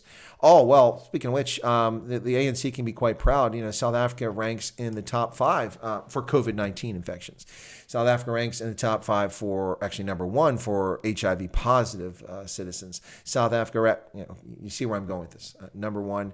They're doing quite well in some categories. Unfortunately, the categories that you don't want to be doing well. Ronaldo can call Parley. Huh? What's that mean, Marius? I don't understand that. Marius, did you change your photo? That's interesting. Well, folks, do I have animals? No, I don't have any animals. I used to have a couple cats, but I'm allergic to cats. So I wasn't allergic to cats, but then I spent about 6 weeks next to burning oil wells in Kuwait after the end of the Gulf War, sucking in all those toxins and pollutants and damaging my immune system, and somehow developed allergies to things I was never allergic to before. So the allergy is cats. Cats will make me sneeze. They will make me cough. They will make my nose run. They'll make me itch and be scratching like this all the time. And all I have to do is touch the dander and get that protein in my skin, and it just goes off. My immune system goes bonkers. Yeah, so anytime I have a cat, I've got to run off and wash my hands immediately so that I don't break out. Yep, but Erica says, thank you for trusting me with Winston. I'll be contacting Dennis and his friend for you this week sometime. Yako suggested them, by the way. Yeah, cool beans. No, Winston was a good. We're going to get Winston back on the channel. I hope that people went to watch his. By the way, folks, Winston Kotsia is a South African musician. He performs in Afrikaans, in English, Italian. He sings opera in Italian. Quite talented. He has a weekly Friday show at 8 p.m. on his Facebook page, and he has a tip jar. Listen, the only money this guy's making right now is from sales of his music online, which I don't imagine are that robust because a lot of people know about him. And then from his tip jar from the pubs, because he can't perform like any other performer in the arts in South Africa. They've been banned from performing. But, I wonder now that you can have performances, say you can have 50 people. Maybe you can have like an outdoor concert in which we have security people who are away from it and a few stage people, and like 40 people could go to the performance and watch somebody perform, a comedian or a musician. Wouldn't that be awesome? You'd have to pay a little bit more just to make it worthwhile for the people to perform these things. But maybe our South African performers, artists, singers can get back out there and start doing some things. That would be awesome. That would be awesome. I'm definitely buying a Merlot or Cabernet on Monday and Tuesday. Awesome. Well, I've been able to buy South African wines, although the shelves are pretty bare right now. So hopefully they'll be filling up again sometime soon. Busy chowing, so not typing, but good chat. Hey, Quentin Noggle, you're there. I've seen you on other channels. I thought you abandoned my channel, man, or you're just quiet all the time. I hadn't seen you much on the channel. Thought maybe we'd lost you there. Good to see you there, Quentin. Thanks for being here. Let's see what else. Larsala says, I got a pet mouse today, but I give it to a friend. It was still a baby, and it didn't know it should run. It was too docile to get rid of. Now, folks, one thing you may have noticed on this stream is that unlike Ronaldo, I'm not comparing, I'm just making the point. Ronaldo generously opens up the stream after about 45 minutes or half hour to non-members. Today, I've just left it for members. I don't know how you guys like that. This was the first time I thought I'd do that. Plus, it's probably a little awkward for me to try to change it midstream, but I can do that. Erica says, Winston and I were talking about an outdoor concert just outside my flat. Just need to get this past trustees. Yeah, there you go. There's an idea. There you go. That's an idea. Lynn says she moved from Zim to South Africa. Now she's allergic to the bees. I would imagine if you moved from Rhodesia to South Africa, you'd be allergic to the ANC. I'm just saying. There you go. Winston. Okay, yeah. So anyway, I think I've covered all that. So obviously the stricter lockdown rules do not make sense. No, they don't, Karen. Specifically the rule about you can serve alcohol in a restaurant, pub, tavern, or bar up until 10 p.m., but the curfew starts at 10 p.m. Now, that doesn't jive. That doesn't make any sense whatsoever, folks. How do you do that? That's just plain crazy. Just plain crazy. Anyway, so they're going to have to work through it. I think that you're going to see law enforcement sitting outside places where they want to target political opponents or just criminalize innocent South Africans and try to catch them and entrap them by, either walking in the door at 10 o'clock if someone's serving a drink at 10 o'clock to arrest them, or waiting outside when you leave at 5 minutes after 10 when you've had your last pint. They're going to have to change that. My suggestion would be that they move the curfew to 11 p.m. and it would solve the problem. Yeah. Oh, you are allergic to the ANC. Quentin says, I'm here sometimes when I can, enjoying the content. Well, great, Quentin. I'm glad. It's like I say, as a content creator, you never know why people come to the channel or why you can see from trends. Like I do a video and 1,000 people subscribe, which has happened before, by the way. I'm like, okay, clearly that video reached an audience and people appreciate it. You see people come. Then you see people come in the chat.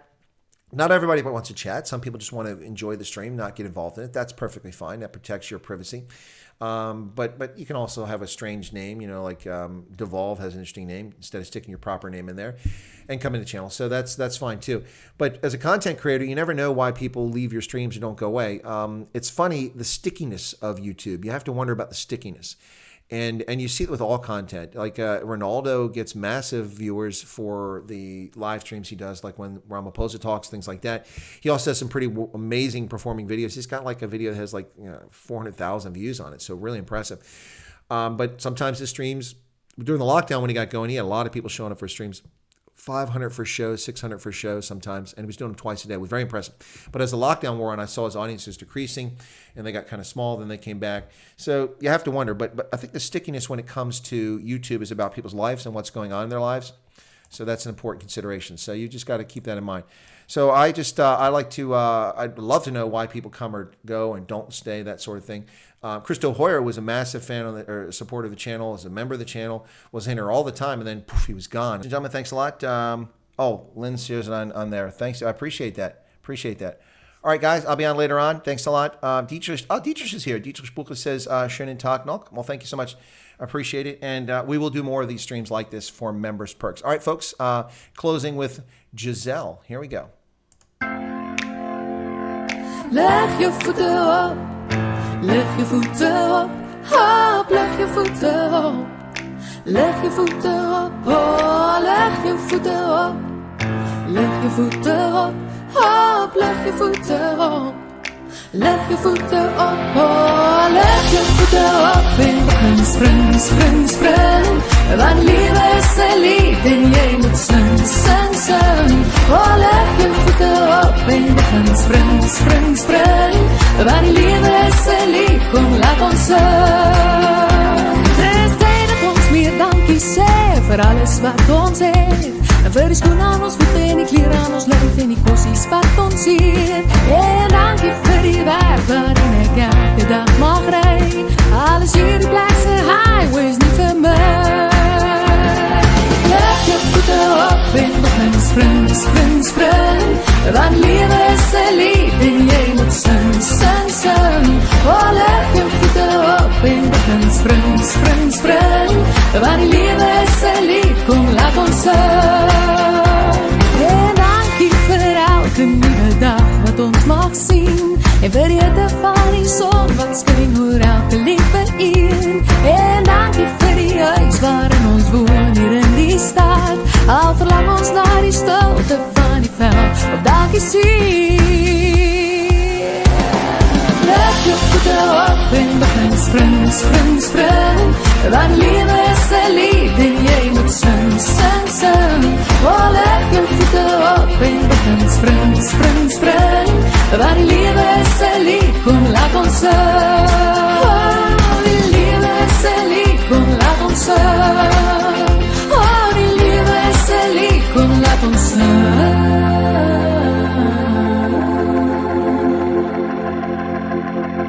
Leg jou voete op, leg jou voete op, op, leg jou voete op, leg jou voete op, oh, leg jou voete op, leg jou voete op, op, leg jou voete op, leg jou voete op, oh, leg jou voete op, en begin spring, spring, spring, want die lewe is 'n lied en jy moet sing, sing, sing, oh, leg jou voete op, en begin spring, spring, spring, want die lewe is 'n lied, kom laat ons sing.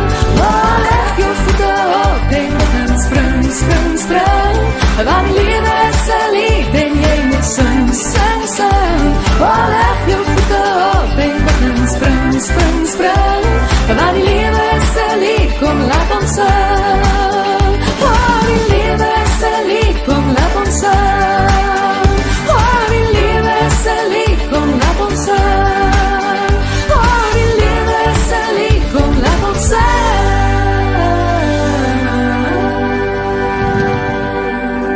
Laat ons sing.